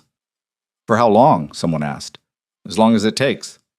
They talked for another hour, making plans, dividing responsibilities. By the time the meeting broke up, they had the skeleton of a strategy. It wasn't perfect, and it carried terrible risks, but it was something. It was action instead of fear. As Ethan was preparing to leave, Doc Abernathy pulled him aside. You know this might not work, the old doctor said quietly. Even if you get the story published, even if it causes a scandal, these men have ways of weathering storms. They've got lawyers and politicians in their pockets. They could ride this out and come back stronger. Maybe. But at least we'll have tried. At least Lily will know we didn't give up. Doc smiled sadly. You care about that girl more than you're willing to admit. She's not my daughter. No, but she could have been. In another life, another set of circumstances. And I think part of you wishes she was. Doc gripped Ethan's shoulder. Be careful in Denver. Watch your back. These men play for keeps. I know. I don't think you do. I've seen what powerful men will do when threatened. They don't fight fair, and they don't show mercy. You go up against them, you'd better be prepared to lose everything. Ethan thought about Sarah, about the life they'd planned, and the children they'd never had. About the ranch that had been his whole world until a dying child's cough had reminded him there were things more important than safety and solitude. I already lost everything once, he said. Turns out it's easier the second time. He left before dawn 2 days later, taking the high trail through the mountains. Frank Carmichael rode with him, along with John and one of the Miller brothers, a quiet man named David who knew the backcountry better than most. They traveled light and fast, pushing hard during the day and making cold camps at night to avoid detection. The weather held clear and cold, the sky that deep blue you only got in the high country in autumn. They saw elk moving down from the peaks, getting ready for winter. Once they spotted a grizzly on a distant ridge, massive and solitary. The world felt big and empty and indifferent to human struggles, which was somehow comforting. On the third day, they found the body. It was in a narrow ravine off the main trail, hidden by scrub brush and shadow. David spotted it first, the unnatural shape of a man lying where no man should be. They approached carefully, weapons drawn. The dead man was young, maybe 25, dressed in range clothes. He'd been shot twice, once in the chest and once in the head. The killing had been professional and cold, meant to send a message as much as to eliminate a threat. Frank knelt beside the body and checked the pockets. He found a deputy's badge and a piece of paper with names written on it. The first name on the list was Sheriff Tom Brennan. The second was Ethan Cole. They're making a list, John said quietly. Eliminating witnesses. Ethan looked at the dead man's face, at the fear frozen there. You know him? Jake Morrison. One of Tom's deputies. Good kid, honest. Tom must have sent him to Denver to verify something, maybe check on Catherine and Lily. Frank stood up, his face hard. They killed him to keep him quiet. We need to move faster, David said, scanning the surrounding ridges. If they're willing to kill a deputy, they'll have no qualms about us. They buried Morrison in a shallow grave marked with stones, a temporary resting place until someone could come back with proper equipment. Then they rode harder, pushing the horses to the edge of their endurance, aware now that they were racing against time and men with guns and no conscience. They reached Denver on the evening of the fourth day, exhausted and trail-worn. The city was bigger than Bitter Creek by an order of magnitude, full of noise and light and the constant movement of people. After the silence of the mountains, it felt overwhelming. Frank knew the address where Catherine was staying. They made their way through the evening streets to a modest apartment building on the east side of town. Frank knocked, and after a moment, Catherine opened the door. She looked different than she had in Bitter Creek, stronger, more settled. The fear that had shadowed her eyes was still there, but it had been joined by something else, determination. Frank, she said, surprised. Then she saw Ethan, and her expression shifted. What's happened? They told her everything. Hale's death, the fire at the Carmichael Ranch, the dead deputy, the plans to publish her story. Catherine listened without interrupting, her face growing paler with each detail. When they finished, she was quiet for a long moment. Then she called into the apartment. Lily, come here, please. Lily appeared from another room, a book in her hands. When she saw Ethan, her face lit up. She ran to him and he caught her, lifting her off the ground in a hug that felt like coming home. You're here, Lily said, her voice muffled against his shoulder. You came. I came. She pulled back to look at him. Are you staying? Can you stay? Not for long. We've got business to handle. Catherine watched them with an expression Ethan couldn't quite read. Then she made a decision. Lily, go to your room for a few minutes. The adults need to talk. But Mama, now, please. Lily reluctantly obeyed, but not before squeezing Ethan's hand one more time. When she was gone, Catherine turned to the men. You want to publish my story. Make everything public. It's the only way to protect everyone involved, Ethan said. Once it's out in the open, these men can't hide behind the shadows anymore. And it puts a target on my back. On Lily's back. They already have targets on their backs, Frank said gently. At least this way you're not fighting alone. Catherine walked to the window and stared out at the Denver streets. I've been thinking about running, taking Lily and disappearing, changing our names, starting over somewhere no one knows us. Mexico maybe, or California. You could do that, Ethan said. No one would blame you. You've already sacrificed more than most people ever have to. But running means they win, means Hale and men like him can keep doing what they did to you, to Lily. Means no one ever pays for Catherine's murder, for locking a child in a freight car, for all of it. Catherine turned back to face them. Do you really think this will work? That publishing the story will make a difference? I don't know. Maybe it will, maybe it won't. But at least we'll have tried. At least Lily will grow up knowing her mother fought back, that she didn't let fear win. Catherine's eyes filled with tears, but she didn't let them fall. When I found out Lily was alive, when Frank brought me to that courthouse and I saw her standing there, alive and whole and brave beyond her years, I promised myself I would never let fear control me again. I would never be the woman who stayed quiet while evil men did evil things. She wiped her eyes and straightened her shoulders. Tell me what you need. They spent that night and the next day preparing. Doc Abernathy's friend William Garrison turned out to be a thin man in his 40s with ink-stained fingers and the kind of intensity that came from believing absolutely in your work. He listened to Catherine's story, examined the documents, asked detailed questions about dates and names and transactions. This is bigger than I thought, Garrison said finally. The fraud extends beyond Wyoming territory. There are investors in New York, Philadelphia, London. If what you're telling me is true, this is international in scope. It's true, Catherine said. Every word. I'll need corroboration. Other witnesses, documentation beyond what you've provided. I can give you names, Frank said, people in Bitter Creek who saw things, who can verify parts of the story. And I can testify to finding Lily in that freight car, Ethan added. To Hale's threats, to everything that happened in that courthouse. Garrison made notes, his pen scratching across paper. This will take time to write, to fact-check, to prepare for publication. A week, maybe 2. We don't have 2 weeks, John said. These men are eliminating witnesses now. Every day we wait, more people are at risk. Then I'll work faster, but I won't publish something half-baked. That's how you lose libel suits and credibility. Garrison looked at each of them in turn. If I do this, if I run this story, there's no going back. You'll all be named, identified. The men behind this will know exactly who exposed them. Are you prepared for that? The question hung in the air. Outside, Denver continued its evening routine, oblivious to the decision being made in this small office. Somewhere in the building, a child was crying. A man was laughing. Life went on, ordinary and precious. Yes, Catherine said. We're prepared. Garrison nodded. Then let's bring these bastards down. They left Denver 3 days later with Garrison's promise that the story would run within the week. The ride back was tense, everyone aware that they might be riding into a trap. But the mountains were empty, the trails clear. They made good time and reached Bitter Creek without incident. What they found waiting changed everything.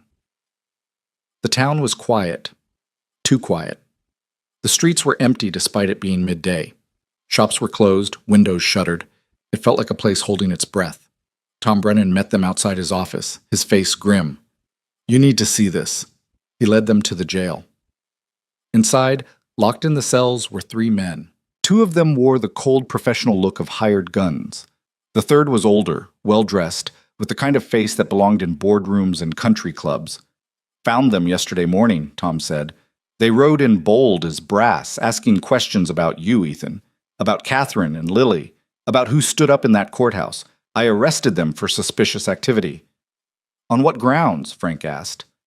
On the grounds that one of them had a deputy's badge in his saddlebag, Jake Morrison's badge, the one he was wearing when he was killed. Tom's voice was hard as stone. They're assassins, professional killers sent to clean up loose ends, and now they're mine. Ethan looked at the men through the bars. The older one met his gaze without flinching. You have no idea what you're dealing with, the man said. His voice carried the kind of confidence that came from never facing consequences. We have lawyers, political connections, we'll be out of here in hours. Maybe, Tom said, or maybe you'll be charged with murder and held until trial. Maybe the territorial attorney will be very interested in what you have to say about Marcus Hale's death, about attempted witness elimination, about all of it. The man smiled. You really think you can fight us? We're not some frontier con man. We're legitimate businessmen with resources you can't imagine. Then you should have stayed legitimate, Ethan said. Should have kept your hands clean instead of hiring killers to silence a woman and child. That woman stole proprietary documents. That child is leverage. In the world we operate in, these are simply business decisions. Catherine stepped forward.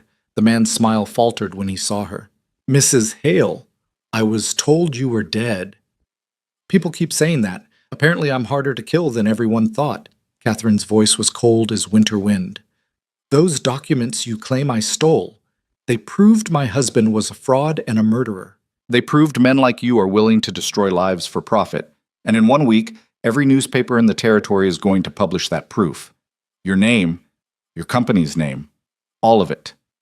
The man's composure finally cracked. You can't. I already have. The story's written. The presses are being prepared.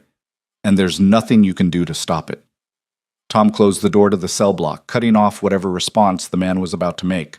Out in the office, he poured coffee with shaking hands. This is it, isn't it? He said. The fight we've been waiting for. Once that story publishes, all hell's going to break loose. Probably, Ethan said. But at least we'll be ready for it. Tom raised his cup. To being ready, then, and to whatever comes next. They drank in silence, 4 men bound by the knowledge that they'd chosen truth over safety, justice over peace. Outside, the sun was setting, painting the sky in shades of fire and blood. The storm was coming, but they would face it standing. The story broke on a Tuesday morning, splashed across the front page of the Rocky Mountain News with a headline that pulled no punches. Murder, fraud, and corruption, the true cost of Wyoming's mining boom. William Garrison had done his work well. The article laid out everything. Marcus Hale's fraudulent scheme, Catherine's murder and miraculous survival, Lily's near death in that sealed freight car, the names of investors and officials who'd profited from the lies. It named the mining company, the shell corporations, the politicians who'd looked the other way in exchange for campaign contributions. By Wednesday, newspapers across the territory had picked up the story. By Thursday, Eastern papers were running their own investigations. The dam had broken, and there was no stopping the flood. Ethan was at the Carmichael Ranch when the first telegram arrived from Denver. Catherine's handwriting was shaky, but her message was clear. They're talking about congressional hearings. Federal investigation? Your names are being mentioned as witnesses. Be careful. Careful, Frank read over Ethan's shoulder. Bit late for that, isn't it? They were sitting in the main house with the other men who'd stood against Hale, John and his brothers, Doc Abernathy, Sam Tucker, the Miller brothers. Outside, armed ranch hands kept watch on the approaches. No one was taking chances. The men in Tom's jail, John said. Their lawyers showed up yesterday. Federal lawyers, not local ones. They're trying to get them transferred to Denver, claiming Tom doesn't have jurisdiction. Tom going to let them? Ethan asked.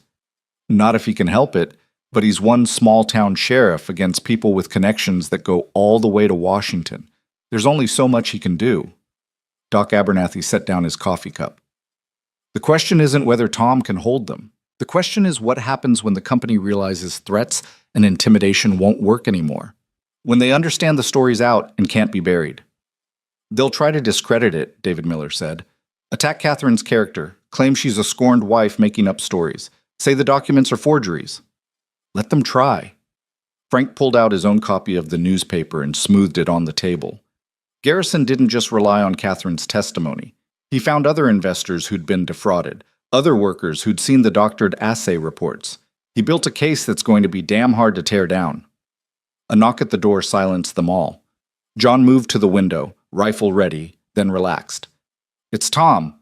The sheriff came in looking like he hadn't slept in days. He accepted Helen's offer of coffee and drank half the cup before speaking. They're being released, he said flatly. Federal order came through an hour ago. I have to hand them over to U.S. Marshals tomorrow morning. On what grounds? Ethan demanded. On the grounds that this is now a federal case involving interstate fraud and corruption. The marshals will take them to Denver for questioning. Tom's mouth twisted. They'll be questioned, all right. Then they'll walk. Men like that always walk. Not this time, Frank said. Not with the whole country watching. You have more faith in the system than I do. I have faith in people. Once enough of them know the truth, once they see what was done to a woman and child for profit, they won't stand for it. Tom looked at him with tired eyes. I hope you're right. That night, Ethan couldn't sleep. He stood on the porch of the Carmichael house and watched the stars wheel overhead, thinking about Sarah, about the life they'd planned in this territory when it was still wild and full of promise. Before the money came, before men learned that corruption was easier than honest work. Can't sleep either? He turned to find Helen wrapped in a shawl, carrying 2 cups of something that steamed in the cold air. Too much on my mind, Ethan said, accepting one of the cups. Hot cider, sweet and sharp. Helen stood beside him, looking out at the darkness. You know, when Frank first told me about the girl you found, I thought he was exaggerating. A child locked in a freight car left to die? It seemed too cruel to be real. I wish it had been. But then I met her, saw the way she looked at you, the way she trusted you. Children know, Ethan. They know who's safe and who's not. That girl knew you'd protect her, and you did. I'm not sure I did enough. You did everything. Helen's voice was firm. You gave her back her life, her future. And you gave the rest of us something too. You reminded us what it means to stand up, to fight for what's right, even when it costs you. It might cost all of us before this is over. Then it costs us. But at least we'll be able to look our children in the eye and tell them we didn't back down, didn't stay silent. She paused. Frank told me about Jake Morrison, about finding him dead in that ravine. Ethan nodded, the memory still raw. That boy was 24 years old, had his whole life ahead of him. They killed him for doing his job, for trying to protect people. Helen's hand tightened on her cup. If we let them get away with that, if we let fear win, then Jake died for nothing. And I won't accept that. Before Ethan could respond, they heard hoofbeats, multiple riders coming fast. John appeared in the doorway, rifle in hand. The ranch hands moved to defensive positions, but the riders weren't attackers. They were townspeople, shopkeepers, ranchers, workers from the lumber mill, 24 of them, maybe more, gathering in the yard with lanterns and determined faces. Sam Tucker dismounted and approached the porch. We heard about the federal order. Heard they're letting those killers walk tomorrow. That's the word, Frank said, joining them on the porch. Well, we've got something to say about that. Sam turned to address the crowd. Show them. The people held up newspapers, not just the Rocky Mountain News, but papers from Cheyenne, from Salt Lake City, from as far away as San Francisco and Chicago. Every one of them carried some version of the story, and many of them carried something else. Editorials demanding justice, letters from readers expressing outrage, calls for federal action. The story's everywhere, Sam said, and people are angry. They're writing to their congressmen, their senators. They're demanding investigations, trials, consequences. He looked at Ethan. What you started, it's become something bigger, something that can't be ignored. One of the townswomen stepped forward, a gray-haired woman Ethan recognized from the general store. My husband invested in that mine. Put every penny we'd saved into it because we believed the reports, believed it would give us security in our old age. We lost everything.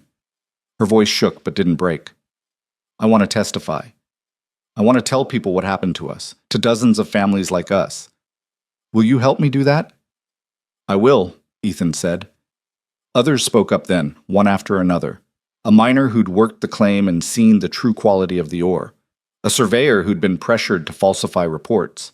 A banker who'd been offered bribes to process fraudulent transfers.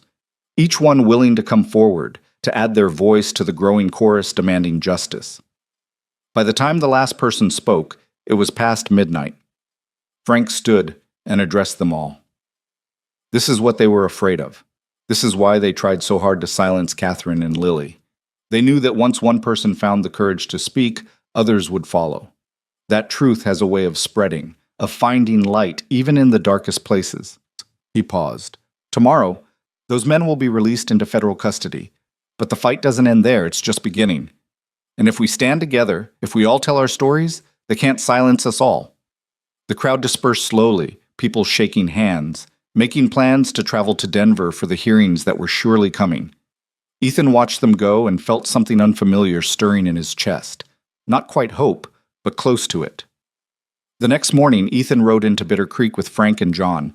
The street was lined with people, silent witnesses to what was about to happen. Tom Brennan stood outside the jail, flanked by 2 U.S. Marshals in long coats and official badges. The 3 prisoners were brought out in shackles. The older man, the one who'd been so confident in his cell, looked less certain now. His eyes scanned the crowd, seeing the hostile faces, the newspapers clutched in work-worn hands. "Quite a reception," one of the marshals said dryly. "They're invested in the outcome," Tom replied. As the prisoners were loaded into a reinforced wagon, William Garrison appeared with a photographer. The flash powder popped, capturing the moment for posterity. The older man flinched. "For tomorrow's edition," Garrison explained cheerfully, "my readers will want to see the faces of the men accused of ordering murder to protect their fraud." "You can't print that," the man's lawyer protested. "These men haven't been convicted of anything." "I said accused, not convicted. There's a difference." Garrison made another note. "Though I'm curious, if your clients are innocent, why do they look so worried?" The wagon pulled away, heading for Denver, and whatever justice or injustice awaited there. The crowd dispersed slowly, some following the wagon, others returning to their daily routines. Ethan stayed, watching until the dust settled. "You did good," Tom said quietly. "Better than good." "It's not finished." "No, but it started. That's more than we had a month ago." A week later, Ethan received a telegram from Catherine. "Come to Denver. Lily wants to see you, and there's something you need to hear." He made the trip alone this time, riding the regular stage instead of taking the mountain trails. The territory felt different somehow, as if the landscape itself had shifted. People recognized him in the coach stations, in the hotels where he stopped. Some thanked him. Others just stared. He was becoming known, his name attached to the story, and he wasn't sure how he felt about that. Catherine and Lily were waiting at the Denver station. Lily ran to him the moment she spotted him, and he caught her up in a fierce hug that lifted her off her feet. "You came," she said, laughing and crying at the same time. "I knew you would." "I promised I'd visit, didn't I?" Catherine looked better than he'd ever seen her, color in her cheeks, confidence in her bearing. "Thank you for coming. Walk with us." They walked through Denver's streets, Lily between them holding both their hands. She chattered about school, about her friends, about the kitten the landlady had let her keep. Normal things, ordinary childhood things that she'd been denied for so long. At the apartment, Catherine made coffee while Lily showed Ethan her schoolwork. Careful letters, simple arithmetic, a drawing of a ranch house that looked suspiciously like his. "That's where I lived when I was sick," Lily explained, "where you took care of me. You remember it well." "I remember everything." She looked up at him with those creek water eyes. "I remember you singing to me when the fever was bad. Do you remember?" Ethan blinked, surprised. He'd forgotten that. Those long nights when she was delirious and burning up, when he'd sung the old songs his mother had taught him, just to give her something to focus on besides the pain. "I remember," he said softly. Catherine called them to the table. When Lily was settled with milk and cookies, Catherine pulled out a letter. "This came yesterday from the territorial attorney. They're moving forward with a full investigation. Grand jury, the works. They want testimony from everyone involved. Me, you, Tom, the townspeople who came forward. They're building a case not just against the hired killers, but against the company executives who ordered the fraud." "That's good news." "It is, but there's more." Catherine hesitated. "They've offered me immunity in exchange for testimony. Full protection, relocation if needed, witness security for both me and Lily." Ethan felt something cold settle in his stomach. "You're leaving." "We might have to." The attorney was clear. The men behind this, they have resources and reach. Even with the publicity, even with the investigation, we could still be in danger.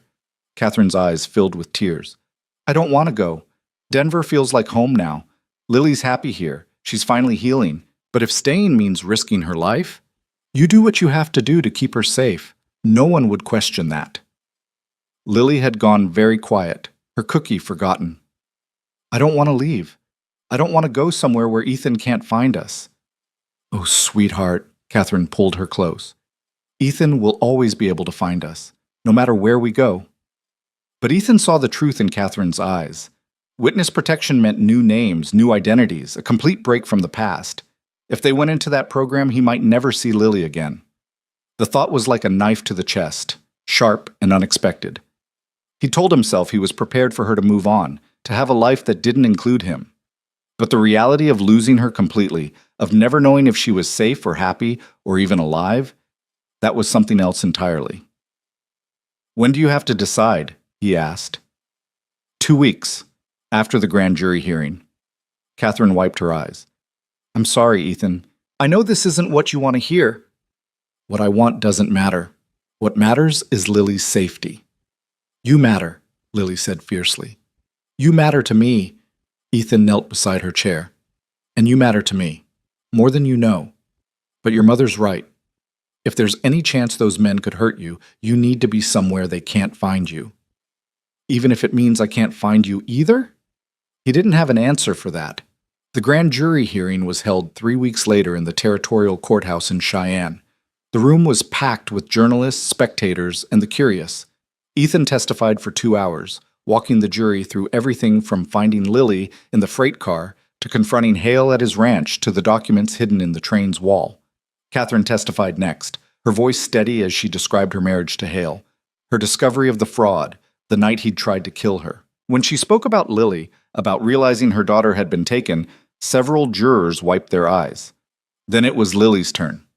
She was so small in that witness chair, her feet barely touching the floor. But when the prosecutor asked her to describe what she'd seen, her voice was clear and unwavering.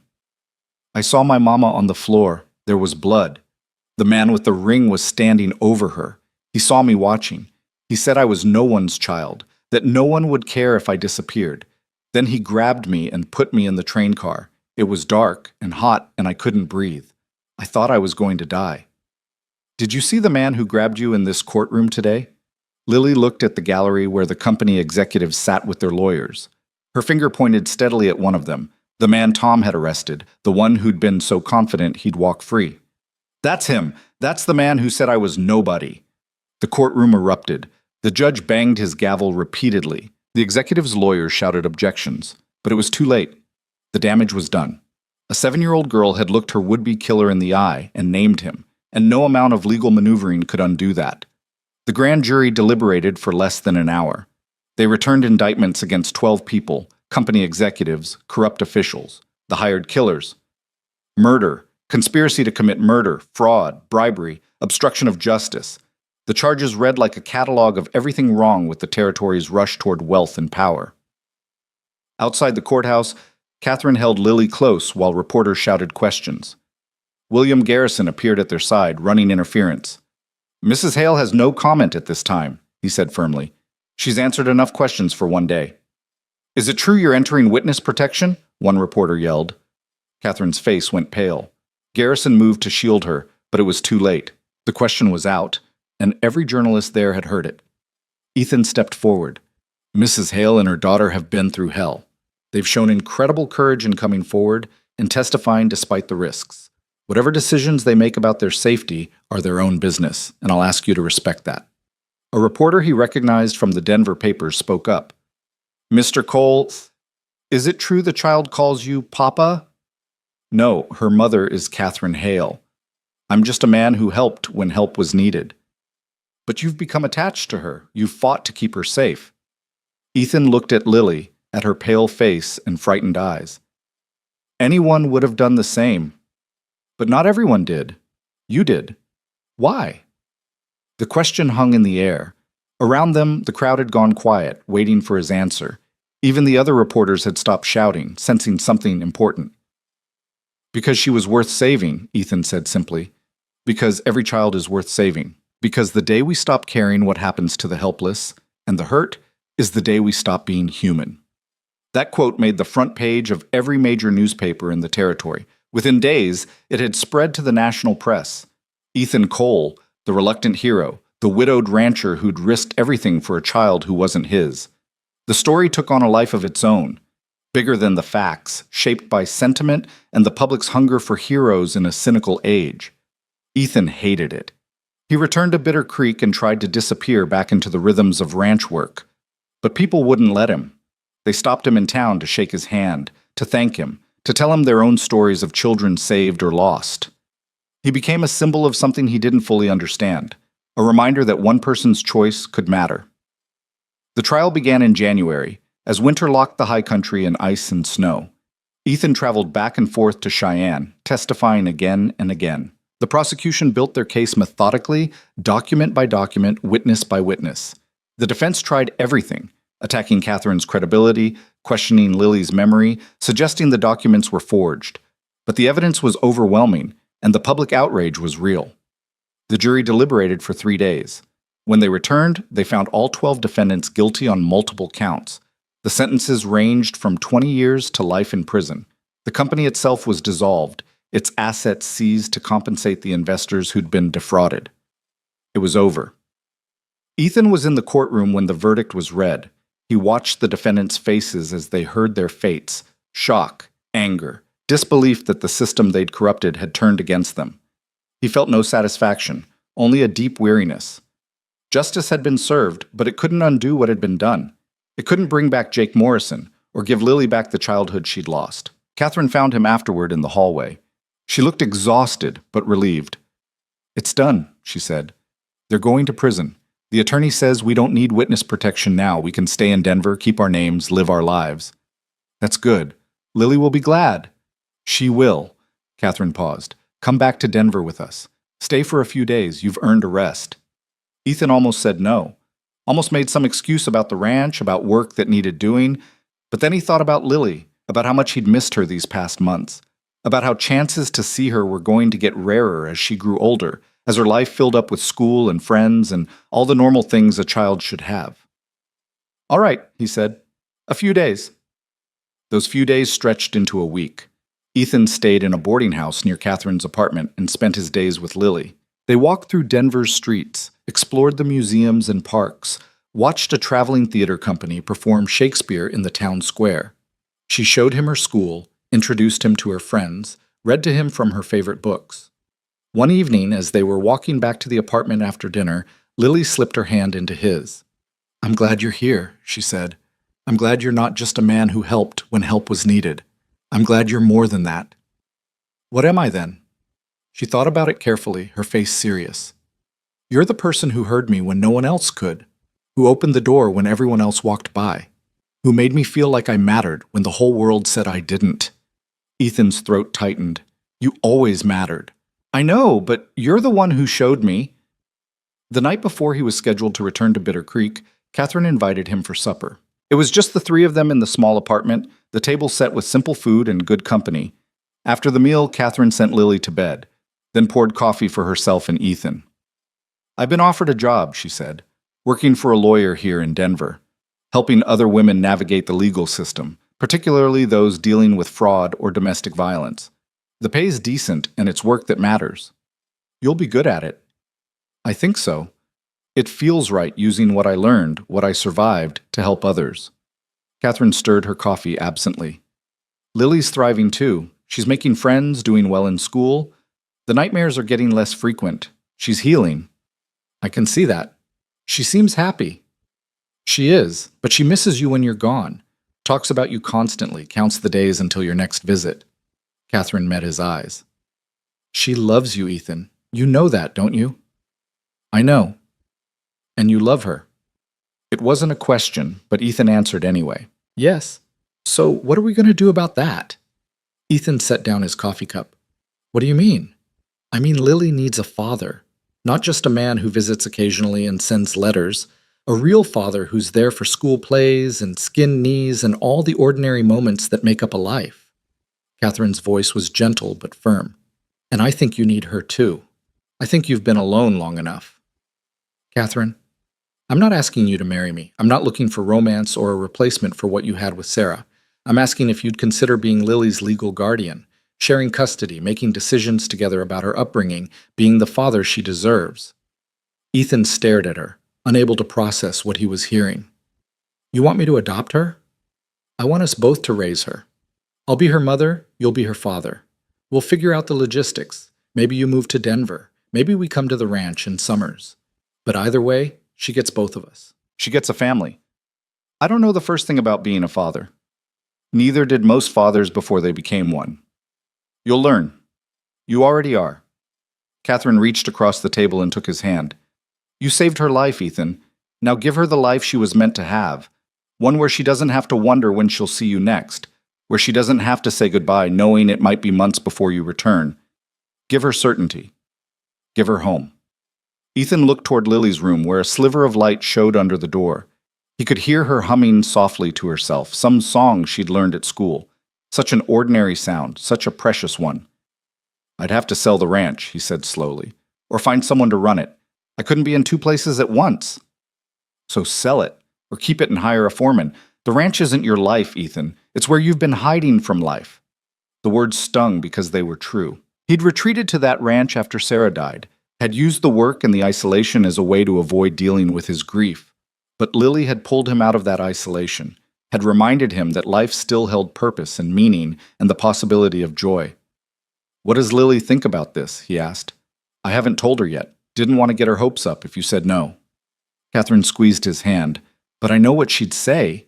She'd say yes so fast you wouldn't even finish asking. Ethan stood and walked to the window, looking out at Denver's gas-lit streets. He thought about his ranch, about the silence and the ghosts, about Sarah and the children they'd never had, about the life he'd planned and the one he'd actually lived. Then he thought about Lily, about her laugh, her fierce courage, the way she looked at him like he'd hung the moon and stars, about the possibility of watching her grow up, of being there for all the moments Catherine had mentioned, about having a daughter. Yes, he said quietly. Yes? He turned to face her. Yes, I'll do it. I'll be her father, if she'll have me. Catherine's eyes filled with tears. She stood and hugged him, quick and fierce. Thank you. You won't regret this. I know. They told Lily the next morning. She was eating breakfast when Catherine said, Sweetheart, Ethan and I have something to ask you. Lily looked between them, suddenly wary. What? Ethan knelt beside her chair. How would you feel if I moved to Denver? If I was here all the time, not just for visits? Her eyes went wide. Really? You'd do that? If you want me to. Your mother and I were thinking we could raise you together, both of us, as a family. I'd be your father, legal and proper. Lily launched herself at him so hard she nearly knocked him over. She wrapped her arms around his neck and held on like she'd never let go. Yes, she said, her voice muffled against his shoulder. Yes, yes, yes. Catherine laughed through her tears. I'll take that as a yes. It took 3 months to settle everything. Ethan sold most of his cattle and leased the ranch to Frank Carmichael's youngest son, who'd been looking to start his own operation. He packed up what mattered, Sarah's quilt, his books, a few pieces of furniture, and left the rest. The ranch house would be lived in again, filled with a young family's noise and energy. That felt right somehow, like he was passing it on rather than abandoning it. He moved to Denver in April, as the high country was shaking off winter and the first wildflowers were pushing through the snow. Catherine had found a small house on the edge of town with room for all of them. It had a yard where Lily could play, and a stable for the 2 horses Ethan couldn't bring himself to sell. They settled into routines. Ethan found work as a deputy territorial marshal, using his experience from the war and his newfound reputation to good effect. Catherine built her practice helping women navigate the legal system. And Lily went to school, made friends, learned to play the piano, grew taller and stronger and more confident with each passing month. In October, exactly 1 year after Ethan had found her dying in that freight car, they gathered in Judge Cartwright's chambers. The judge signed the papers making Ethan Cole Lily's legal guardian and adoptive father. Catherine stood beside them, one hand on Lily's shoulder, the other clasped with Ethan's. Congratulations, the judge said. You're officially a family. Lily looked up at Ethan with a smile that could light up the world. Papa, she said, testing the word. Can I call you that now? Ethan's vision blurred. He cleared his throat and nodded. Yeah, you can call me that. They celebrated that night with a small party, just them and a few close friends. Doc Abernathy had made the trip from Bitter Creek, along with Tom Brennan and the Carmichael family. They ate cake and told stories and toasted to new beginnings. Later, after everyone had gone home, Ethan sat on the porch and watched the stars come out. Catherine joined him, wrapping a shawl around her shoulders against the autumn chill. "Thank you," she said, "for choosing this, for choosing us. I should be thanking you. You gave me back something I thought I'd lost." "What's that?" "A reason to get up in the morning, a reason to hope." Ethan paused. "Sarah and I, we wanted children, tried for years. It never happened. After she died, I thought that door was closed forever. And now? Now I have a daughter. Maybe not the way I imagined, maybe not through the usual path, but she's mine and I'm hers. And that's enough, more than enough." Catherine rested her head on his shoulder. They sat in comfortable silence, listening to the sounds of Denver settling down for the night. Inside, they could hear Lily singing to herself as she got ready for bed. "She's going to do extraordinary things," Catherine said softly. "Our girl. She's already survived more than most people face in a lifetime. Imagine what she'll do when she's grown, when she takes all that strength and courage and turns it toward changing the world." "I don't have to imagine. I'll be there to see it." And he was. He was there when Lily graduated from school at the top of her class. When she decided she wanted to become a lawyer like her mother, wanted to help people who had no voice and no power. When she was accepted to the Territorial University, one of the first women admitted to their law program. He was there through the hard times too, through the nightmares that never fully went away, through the days when the memories came flooding back and she had to remember how to breathe through the fear, through the moments when she doubted herself, when the weight of what she'd survived seemed too heavy to carry. "You're the strongest person I know," Ethan told her once when she was 16 and struggling with whether to testify at yet another trial involving the mining company's remaining associates. "You were strong at 7, and you're strong now. Whatever you decide, I'm proud of you." She testified and helped put 3 more men in prison. Years later, when Lily was 25 and practicing law in Denver, helping victims of fraud and corruption seek justice, she stood with Ethan at the dedication of a new courthouse. The building was named after Judge Cartwright, who'd passed away the previous winter, but there was a plaque in the lobby that told a different story. It described how one child's courage had helped expose systemic corruption, how her testimony had led to reforms in mining regulation and investor protection across the territory. "They should have named it after you," Ethan said, reading the plaque. "No," Lily said firmly. "They should have named it after you. You're the one who started all this. If you'd walked past that freight car, if you'd ignored the sound, I couldn't have ignored it. Not once I heard you. I know, that's what makes you who you are." Lily linked her arm through his. "You know what I remember most about that day? Not the heat, or the fear, or thinking I was going to die. I remember the moment the door opened and light came flooding in. I remember your voice telling me I was going to be all right. I remember believing you. You trusted easily for someone who'd been through what you had. I trusted you because you were trustworthy. Children know the difference." She paused. "I've spent my whole career trying to be like you know, trying to be someone who opens doors when everyone else walks past, someone who hears the voices no one else bothers to listen to. You've done more than I ever did. I've built on what you started. That's how it's supposed to work. We stand on each other's shoulders, lifting each other higher." Lily smiled. "And someday, when I have children of my own, I'll teach them the same lesson you taught me, that every person matters, that no one is nobody, that the measure of a life isn't in what you accumulate, but in who you help along the way." Ethan looked at his daughter, not by blood, but by choice, by the kind of love that transcends genetics and legal documents. She'd grown into a remarkable woman, fierce and compassionate and utterly unwilling to accept injustice. She fought for the powerless with the same determination she'd shown at 7 years old, naming her would-be killer in a courtroom full of people. "Your mother would be proud," he said. "So proud." "She is. She told me so last week." Lily's eyes twinkled. "Though she also said I worked too hard and should take a vacation. Sound familiar?" "Your mother's a wise woman." They walked out of the courthouse together into the bright Denver afternoon. Around them, the city hummed with life and possibility. Somewhere in that crowd were people struggling with problems that seemed insurmountable, facing injustices that seemed too big to fight. But there were also people like Lily, like Catherine, like all the others who'd found the courage to stand up and speak truth.